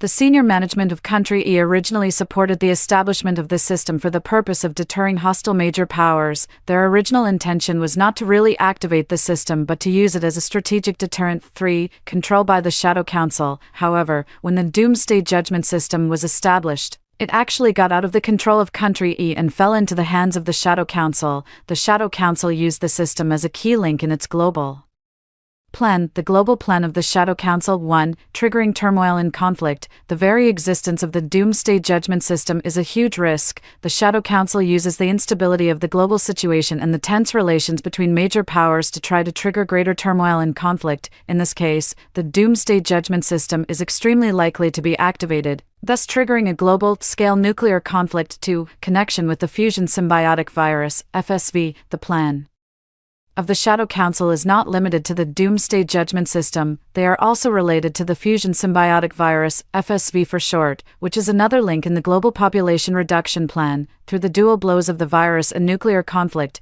the Shadow Council tries to achieve its global goals. 3. The ambition to establish the Holy State. The ultimate goal of the Shadow Council is to establish a holy state under their control and the establishment of the Doomsday Judgment system, as well as the possible global turmoil and conflict triggered by it, are all important steps for them to achieve this ambition. By creating chaos and crises, the Shadow Council tries to reshape the world order so that they can play a more important role in it. Current situation and warning. 1. Global scale turmoil. With the disclosure of the existence of the Doomsday Judgment system and the gradual emergence of the conspiracy of the Shadow Council, greater turmoil and unease have emerged on a global scale. Governments and international organizations of all countries need to be highly vigilant and take effective measures to deal with this severe challenge. 2. The responsibility and reflection of the scientific community. Scientists also need to deeply reflect on their role and responsibility in the establishment process of the Doomsday Judgment system. They should be more vigilant against the infiltration and influence of external forces and ensure that the development of science and technology can truly benefit humanity instead of becoming a tool for some conspiracy groups. Note 3. Vaccine files. Vaccine name: Fusion Symbiotic Virus Inhibitor, FSVI for short. Vaccine description. 1. Basic characteristics. FSVI is an artificially modified virus that is harmless to the human body. It is not pathogenic but can stimulate the human immune system to produce a specific response to FSV. 2. Mechanism of action. FSVI is designed to be able to recognize the specific antigens of FSV and compete with FSV for binding sites on human cells. By occupying these binding sites, FSVI prevents FSV from entering human cells, thus blocking the process of FSV infecting and replicating within the human body. Development process. Scientists first conducted in-depth research on the structure and genetic information of FSV. Through a large number of experiments and simulations, they screened out a series of potential viral fragments with specific binding ability to FSV.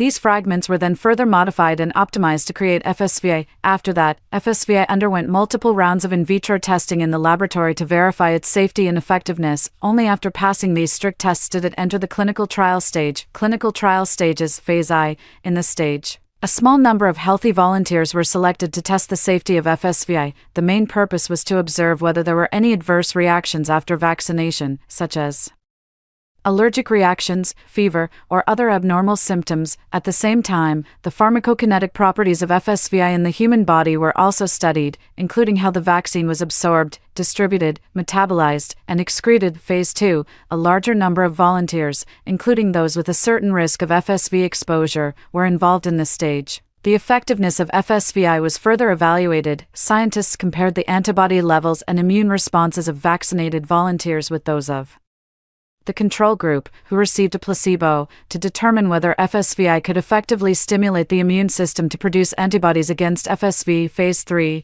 This was a large-scale, multi-center clinical trial. Volunteers from different regions and backgrounds were included to comprehensively assess the safety and effectiveness of FSVI in a more realistic environment. The results of this stage would determine whether FSVI could be approved for widespread use. Potential challenges. Mutations of FSV. FSV is a highly mutable virus. As the virus mutates, the binding sites that FSVI targets may change, reducing the effectiveness of the vaccine. Scientists need to continuously monitor the evolution of FSV and adjust the formula of FSVI accordingly. Immune evasion. Some individuals may have a weakened immune response to FSVI due to genetic or other factors. In these cases, the vaccine may not be able to effectively protect them from FSV infection. Research is ongoing to find ways to enhance the immune response in these individuals. Production and distribution. Producing FSVI on a large scale requires advanced technology and facilities. Ensuring the quality and stability of the vaccine during production and distribution is also a major challenge. In addition, distributing the vaccine to all regions in need in a timely manner is also a complex task that requires the cooperation of multiple parties.